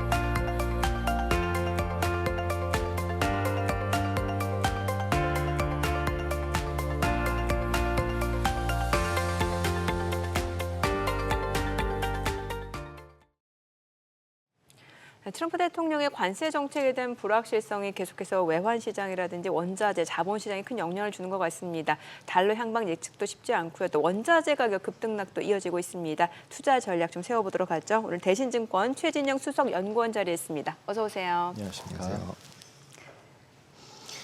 지금 최근에 금값이 제일 핫한 이슈잖아요. 그리고 이제 3,500까지 찍고 조금 이제 내려와 있는 상태인데 금 투자를 하셨던 분들은 이제 여기서 어떻게 해야 되나 고민하실 것 같고 그리고 다른 원자재로 넘어가 봐야 되나 이런 부분들도 있어서 그 부분에 대해서 한번 짚어주시면 제일 좋을 것 같습니다. 예, 뭐 사실 최근에 금가격이 상승한 건 어떻게 보면 미국채에서 이탈한 안전자산 수요가 금으로 이동했다라 볼 수가 있겠고요. 그러니까 네. 우리가 중요한 점은 사실 미국채 시장이 이달 초 때쯤에 흔들렸었죠. 그러니까 파이낸셜 타임즈에서도 얘기를 했지만은 결국 채권 작용단에 의해서 중국이나 일본이 보복할지도 모른다. 미국채 매도를 통해서 이것에 대한 부분을 작용단들이 선반영을 했고 결과적으로 장기채 ETF인 TLT에서는 자금 유출함이 컸던 반면에 GLD 금현물 ETF로는 자금 유입함이 굉장히 컸거든요. 그러니까 안전자산의 수요가 이탈해서 나타난 현상으로 상승했는데 다만 여기서 저희가 좀 추가적으로 매수하기는 좀 어렵지 않을까라고 좀 접근을 하고 있습니다. 결국 페드가 한 번 더 어떻게 보면 미국채 단에서 한번 확신을 심어줬다라 봐요. 그러니까 당장의 금리는 없더라도 결국 중요한 점은 오퍼레이션 트위스트라던가 내지는 이 같은 부분, 즉 어떻게 보면 정책의 좀 더 다양성을 갖다가 한 번 더 강조해줬고 시장 단에서 한 번 더 미국채를 페드가 신뢰를 갖다 보여줬던 그림들이 나오고 있기 때문에 그 구두 멘트들을 감안을 한다면은 결국 어떻게 보면 금으로 이탈했었던 안전자산 수요가 다시 한 번 더 미국채로 이탈하게 될 수 있기 때문에 금단에서 한 번 더 좀 조정단에서는 맞다라 볼 수 있겠고요. 그러면 지금 말씀해 주신 대로 이제 안전자산 수요가 이제 금에서 지금 채권 쪽으로 좀 이탈한 상황이다라는 말씀을 주신 거면은 당분간 이러한 흐름이 좀 더 이어질 거라고 보시는 건가요? 예, 근데 이제 중요한 점은 미국채 어쨌든 미국채에 있었던 안전자산 수요가 금으로 갔다가 네네. 다시 또 미국채로 되돌아가는 과정인데 저는 이 부분도 어쨌든 계속 이어지겠지만은 사실 이 부분보다 더 중요한 점이 결국 경쟁자 비트코인이 부상하는 구간이기 때문에 더욱더 금단에서는 좀 악재 요인이지 않을까라는 비트코인. 맞습니다. 그 부분이 좀 고민되는 부분이겠고요. 결국 금의 경쟁자라면 결국 비트코인이죠. 그래서 비트코인 관련해가지고는 우리가 놓고 봤었을 때 과거의 추세를 보면은 비트코인이 상대적으로 강할 때는 금으로 ETF로 자금 유입이 좀 약해졌던 반면에 반대로 또 금이 강할 때는 비트코인 ETF로 자금 유입이 그렇게 크지 않았었거든요. 이것이 가격의 상대성과를 통해서도 알 수 있다시피 그럼 비트코인이 상대적으로 강할 때 금의 상승이 좀 주춤한다라고 볼 수 있는데 어떻게 알 수 있느냐? 유동성이죠. 네. 비트코인은 유동성을 3개월가량 후행하면서 추종하는 자산입니다. 유동성에 가장 민감한 자산이라 볼 수 있죠. 그러면은 지금부터 우리가 유동성을 쫓아가 보자 이거죠. 그러니까 우리 첫 번째 20인 정책금리 내리고 있어요. 네. 두 번째 중국 PBOC는 먼저 풋을 날렸죠. 4월 8일 날 국부펀드한테 초저리로 대출을 해주겠다 해가지고 주식 사라고 양성을 갖다 하고 특히나 이번 정책 회의를 통해서도 지급 준비율 인하 더욱 더 내리겠다라 얘기를 해주고 있고 그러면 돈 파티예요. 근데 이 상황에서 페드는 당장 금리는 아니더라도 오퍼레이션 트위스트 같은 조치들은 어떻게 보면 유동성 나올 수 있는 조치거든요. 뭐다? 단기채 팔고 장기채 사게 되면은 버핏같이 버크셔 해서웨이 같은 경우에는 결국 초단기 1년물 미만의 단기채를 전체 채권 시장에 5%를 들고 있기 때문에 이 사람들 결국 자금이 결국 시장으로 나올 수 있다라는 거죠. 자 그러면은 모두가 돈 푼다는 거예요. 한국도 돈 푼다고 있고 재정정책 대선 앞두고 일본도 돈 풀겠다고 있고 독일도 돈 풀겠다고 있다. 유동성 지수가 최근에 계속해서 올라가고 있습니다. 더욱더 빠른 속도로. 그러면은 코인은 뭐다? 4월달에 무조건 바닥이란 콜이었거든요. 4월달 바닥 콜이면은 그럼 지금부터는 계속 금 같은 경우에 이제부터 주춤할 수밖에 없다라는 관점으로 오히려 코인이 더욱더 압도하는 시장이 될 수 있기 때문에 금은 여기서부터는 좀 주춤할 수밖에 없다고 볼 수 있겠고요. 금하고 코인하고 확실하게 이제 대체제라고 봐야 되나요? 뭐 사실 대체라고까지는 저는 접근하고 있지는 않습니다. 단지 우리가 해치성이라고만 놓고 볼 수 있겠죠. 결국 중국 개인들이 금을 사는 목적은 위안화 표시 자산에 대한 신뢰가 없고 중국 정부에 대한 신뢰에 대해서 결여해서 나타난 거거든요. 근데 비트코인 살 수 없기 때문에 금을 사는 거예요. 그런 것처럼 즉 어떻게 보면은 자국 자산에 대한 또는 이 자산에 대해서 자국 화폐에 대한 신뢰성의 문제에서 결여됐던 부분, 그러니까 그런 부분이기 때문에 서로가 호환한다라는 저는 오히려 좀 더 맞다라 볼 수 있겠고요. 그리고 아까 채권 자경단 말씀하셨는데 이번에 채권 사태 같은 경우는 채권 자경단이라기보다는 레버리지 돼 있던 어떤 헤지펀드나 일부가 이제 언와인딩 되면서 그러니까 청산되면서 뭔가 이벤트가 있었던 것 같은 느낌이 좀 있는데 실질적으로는 그게 어떤 인위적인 공격이었다라고 생각을 하시나요? 아니면은 그게 그냥 이제 레버리지가 풀리면서 일어난 일이다라고 생각하시나요? 저는 사실 그 부분은 모두 다 복합적이라고 좀 보고 있습니다. 뭐 사실 여러 군데에서도 얘기들이 나오지만은 사실 뭐 중국이 이걸 갖다 매도했다라 보지는 않아요. 그러면은 사실상 자해 행위나 다름없기 때문에 오히려 뭐 중국이나 일본이 이걸 갖다가 자해 행위를 갖다 할 일은 없다라 보고 저는 이 모든 것들이 사실 복합적으로 전개된 게 아닌가라는 식의 접근을 하고 있고요. 그럼 금값과 관련해서는 지금 뭐 폴란드라든지 튀르키예, 옛날 터키, 그리고 체코, 신흥국 중앙은행 계속해서 금 매입을 늘리고 있다고 하는데 그럼에도 불구하고 금 가격의 조정은 조금 더 이어질 수 있다 이렇게 보시는 겁니까? 그렇죠. 이제 사실 중앙은행들이 금을 갖다 언제 사는지가 중요하거든요. 예. 근데 중앙은행들은 이게 개별 중앙은행들을 볼 게 아니라 전 세계 중앙은행을 보면 되죠. 전 세계 중앙은행들이 언제부터 금을 갖다가 미친 듯이 매입하기 시작했냐면 2022년 말입니다. 네. 그래서 사실상 그때가 금 가격이 늘 바닥에 그리고 개인들이 지금 가격을 갖다가 특히 중국 개인들이 호가를 많이 띄워놨지만은 중요한 점은 늘상 바닥을 먼저 확인하고 미리 사는 주체는 중앙은행들이에요. 그래서 중앙은행들의 금 순매수 추세를 갖다 놓고 보면은 실질적으로는 2022년 말부터 사기 시작했고 본격적으로는 23년도 때 본격적으로 사기 시작했는데 지금 오히려 전체적인 순매수세가 조금씩 둔화되기 시작했거든요. 왜냐? 금리 인하에 대해서 그때 이미 기대를 갖다 중앙은행들은 먼저 알고 있었고 그렇기 때문에 미리 적극적으로 샀었고 근데 지금은 조금씩 톤다운 오히려 유동성이 조금씩 올해부터는 풀리고 있는 시장이기 때문에 그 이를 감안하면은 정책 금리가 인하된다는 기대 때부터는 금이 더 달려가지만은 유동성이 실제로 풀리기 시작하는 때부터는 금보다는 호환성이자 대체격인 오히려 비트코인이 더 달려가는 그림들이 과거에 상대적으로 계속 나타나기 때문에 그렇기 때문에 금은 좀 조정에 따라서 우리가 고민될 수밖에 없다고 볼 수 있겠고요. 근데 주식이랑 비트코인 둘 중에 고르라 그러면은 비트코인으로 안 가고 돈이 일단은 채권이나 이걸 팔았으면 금이나 이런 거 팔았으면 어디로 갈까 찾아볼 때 당장 비트코인으로 가기보다는 주식이나 좀 이런 쪽으로 갈 가능성이 더 많지 않나요? 전통적인 방식으로 쳐다봤을 때는? 전통적 관점에서는 그럴 수 있다라 봅니다. 근데 여기서 중요한 점은 비트코인이 그동안 가는 동안 사람들은 전통성을 갖다가 더 중시하다 보니 결국 비트코인 자산 같은 걸 다 경시했었거든요. 네. 그러면서 비트코인은 더 날아가 버렸었죠. 그럼 여기서 중요한 점은 그냥 모두가 자산이라는 성격으로 놓고 봤었을 때 비트코인하고 나스닥은 같이 차트를 그러면 거의 비슷하게 흐름을 갑니다. 결국 뭐다? 유동성을 쫓아간다라는 관점에서 결국 가치 성장주랑 가치주의 상대 성과는 유동성이에요. 근데 비트코인도 유동성 쫓아가요. 원자재도 실물 자산이기 때문에 유동성을 쫓아갑니다. 네. 다만 시차를 갖다 조금 두고 쫓아가죠. 그럼 뭐다? 결국 그 어떤 거를 특정적으로 접근할 게 아니라 결국 위험 자산에 훨씬 더 포커스가 맞춰져서 유동성에 베팅하는 시장단에서 우리가 고민될 수 있겠죠. 그러면 위험 자산으로 봤을 때는 비트코인이 더 유동성에 민감하게 움직이고 그러면 스마트머니가 어떻게 생각하면 더 비트코인을 먼저 갔다가 비트코인이 올라가고 나면 이제 주식으로 옮기고 조금씩 비트코인보다는 주식이 안전한 건가요? 근데 사실 어떤 게 더 안전한 건가요? 둘 중에? 그렇게 보기보다는 저는 네. 그냥 단순하게 이렇게 좀 접근을 합니다. 결국 위험 자산에 대한 베팅이다. 그러면은 코인을 좋아하시는 분들은 코인만 하세요, 사실은. 네. 결국 미국 주식 좋아하시는 분들은 미국 주식만 하시고요. 네. 그렇기 때문에 그거에 관계없이 결과적으로 단지 유동성에 먼저 민감하게 첫 번째로 움직였던 애가 비트코인이다라는 사실로 그렇기 때문에 우리가 이 부분이 먼저 반응을 했고 그럼 뒤이어서 다른 애들도 반응을 할 것이다라는 관점으로 접근하는 게 훨씬 더 유의미한 그림으로 전개되지 않을까라 보고 있고요. 그 유가도 사실 예측해보기가 쉽지가 않은 게 뭐 이게 공급망에서 이제 뭔가 증산 이슈가 있으면 뭔가 하방 압력이 있고 또 이게 경기도나 이슈로 수요가 좀 감소가 돼도 하방 압력이 있을 수 있고 반대로 또 수요 증가면은 뭔가 유가 상승 압력이 있을 수 있는 거고 아니면 공급이 줄어들어도 그렇고 최근에는 어떻게 저희가 해석하는 게 좋은 거예요? 저는 최근에 유가를 놓고 보면은 딱 한 가지를 갖다 그러니까 좀 두 가지 정도로 추격될 수 있는 게 첫 번째는 트럼프의 드릴베비 드릴 때문에 사실상 셰일 기업들은 이러다 연쇄 파산하게 생겼다라 볼 수 있겠고요. 계속해서 이제 그러니까 생산하게끔 하다 보면은 그러니까 사실상 지금의 유가가 처음에는 드릴에 대한 기대가 있었어요. 네네. 그래서 유가에 대한 하락 논리가 있었죠. 예, 근데 예. 중요한 점, 유가가 정도껏 하락해야 돼요. 결국 특히나 침체에 대한 우려가 굉장히 세게 들어가 버린 바람에 결국 유가가 무너져 내렸죠. 네. 근데 유가가 60불선이 WTI 기준으로 무너진 상태에서 채권 시장이 난장판이 됐죠. 그래서 장기물 금리가 튀어버렸죠. 문제는 금리가 튀면서 하이드 스프레드가 튀었어요. 단순 하이드가 아니라 하이드 채권 시장에서 가장 덩치가 큰 게 셰일 기업들의 에너지 하이드예요.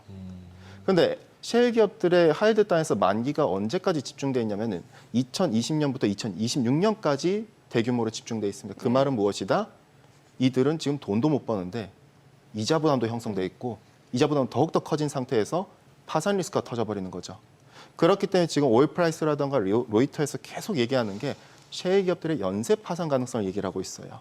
자, 그러면은 여기서 중요한 점은 그럼 개발 비용은 어떻게 되는가? 지금 유가 대비 셰일 기업들의 신규 유정당 개발 비용의 스프레드 보면은 2020년 코로나 이후 처음으로 적자로 들어갔어요. 네. 자, 그럼 미래에 대한 투자도 못 합니다. 지금 근데 돈도 제대로 못 벌어요. 기존 유정들은 한번 뚫리고 나면은 6개월 이후면은 이론적으로 유정의 생산성이 급감을 합니다.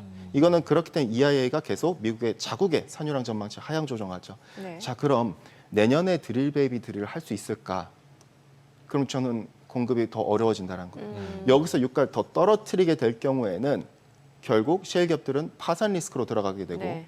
우리가 16년도 때 파산 리스크 한번 겪었죠. 그리고 2020년도 때 파산 리스크를 겪었어요. 그 결과는 뭐였다? 다음 해에 공급할 플레이어가 부족해지는 거죠. 그럼 유가는 튀어버리게 됩니다. 네. 결국 이 같은 문제의 난제에 봉착했기 때문에 트럼프 대통령도 여기서 더 압박하지는 않은 것 같아요. 유가에 예. 대해서. 그래서 에너지 장관도 기존에는 지난달에 유가 50불이건 60불이건 생산 많이 가능해라고 얘기했다가 돌연 지난주 때 60불에서도 어려울 것 같다. 말을 바꾸기 시작했어요. 네. 결국 우리가 마지노선을 확인했다고 볼 수 있겠고 이것은 일종의 트럼프 대통령의 메인스트리트 사수가 우선인 트럼프 대통령에 있어서 어떻게 보면 아킬레스건이라고 우리가 확인되는 부분이라 본다면은 우리가 여기서 유가가 더 빠지기엔 좀 어렵지 않을까. 그래서 오히려 올라가는 요인을 놓고 볼 때는 중국과 인도가 돌아온다. 이들의 수요가 돌아오기 때문에 음성 시장에 있던 이들의 수요가 돌아오기 때문에 저는 더 올라갈 수 있다라는 그림으로 접근하고 있고요. 그러니까 무슨 말이냐면은 지금 유가가 왜 이렇게 반응을 잘 못할까? 네.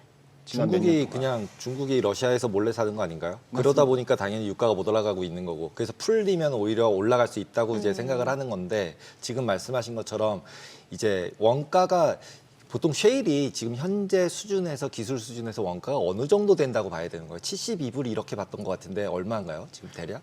기존 유정의 유지 비용은 배럴당 30에서 40불입니다. 3에서 40이고. 그런데 이거는 기존 유정을 유지하는 비용이고 그리고 기존 유정들은 6개월 후면 생산성이 급감을 하고 네.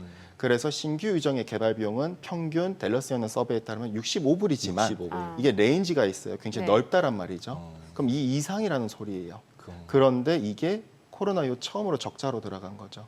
그래서 지금 리우 카운트가 퍼미안 특히 퍼미안 지역이 감소하는 게 가장 큰 이슈거든요. 왜냐하면 미국에서 제일 많은 공급을 갖다 차지하는 지역이고 제일 많이 수출하는 지역이기 때문에 이게 문제가 계속 봉착되는 거죠. 그러면 이제 유가 같은 경우는 65불 이하에서 사면은 거의 손해 안 보겠네요. 저희는 그렇게 보고 있고요. 지금 선상에서. 그래서 오히려 65불을 갖다 언더할 때는 저희는 과매도라고 계속 적극적으로 어필하고 있고요. 오히려 그 밑으로 떨어지게 되면은 조금 더 튀어오를 가능성이 높다 이렇게 보시는 거죠. 셰일이 이제 공급을 못 하니까 수급이 깨진다. 그러니까 65불 이하면은 계속 사도 되고 그러고 나면은 기다리다 보면 셰일 업체들이 다시 이제 캘 수 있게끔 가격이 반등을 해줘야 된다. 근데 이제 그렇게 됐을 때 문제가 뭐냐면 트럼프가 지금 인플레이션을 잡겠다는 핵심이 유가잖아요. 그렇죠. 유가 안정. 예, 유가 안정인데 이게 튀어오르면 트럼프의 모든 계획이 흐트러지는데 올라가는 걸 어떻게든지 막지 않을까요? 근데 우리가 중요한 점은 2017년도 때도 2018년도 때도 유가는 80불까지 갔어요. 트럼프 정부 1기 때. 이렇게 때. 그 자, 당시 근데 80불. 중요한 점은 트럼프 대통령 입장에서 생각했었을 때 올해 유가가 잡히는 게 나을까? 내년 유가가 잡히는 게 나을까 고민했을 때 저는 내년이 낫다고 봐요. 중간 선거 때문에. 그렇죠. 올해는 크게 관심이 없다라는 사실입니다. 관심. 그러니까 고용도 그렇고 물가도 그렇고 과연 저분한테 올해가 중요할까 내년이 중요할까 보면은 저희가 봤을 때는 내년이 더 중요하다라는 관점일 테고 그렇기 때문에 좀 더 어떻게 보면은 지금이야 이제 뭐 이란에 대해서 이달 3일부터 이란에 대한 제재가 강화됐고 3월 25일부터는 베네수엘라에 대한 제재가 강화가 됐습니다. 세컨더리 보이콧이. 그러면은 얘들한테 특히나 이 두 나라한테 바이든이 규제를 완화해 줌으로써 이 두 나라 때문에 어떻게 보면 염가의 원유를 중국이랑 인도가 다 받아갔단 말이죠. 그래서 유가가 못 올라갔어요. 재고를 갖다 역행하면서까지. 자, 근데 이걸 다시 제재를 강화하면은 얘들의 수요는 다시 국제시장으로 돌아오겠죠. 그럼 유가는 다시 오를 거예요. 단, 그 말즉슨 카드는 누가 또 들고 있다? 트럼프라는 거예요. 그럼 내년에 가서 트럼프는 유가를 진정시킬 수 있는 카드는 존재한다라는 사실이죠. 그래서 트럼프는 어떻게 보면은 지금에 있어서 유가보다는 어쨌든 내년 제재 완화 카드까지도 결국 내년에 또 쓸 수 있다라고 봐요. 내년에 핵합이 됐네? 그럼 우리 제재 풀어줄 수 있어? 이런 식의 멘트를 날 수 있기 때문에 어떻게 됐건 우리가 좀 더 카드 측면에서 접근할 수 있겠고요. 네. 구리 가격도 여쭤볼게요. 사실 이제 구리 같은 경우는 뭔가 경기 상황을 알 수 있는 이제 뭐 그런 닉네임도 갖고 있다 보니까 구리 가격은 어떻게 전망해 볼 수 있을까요?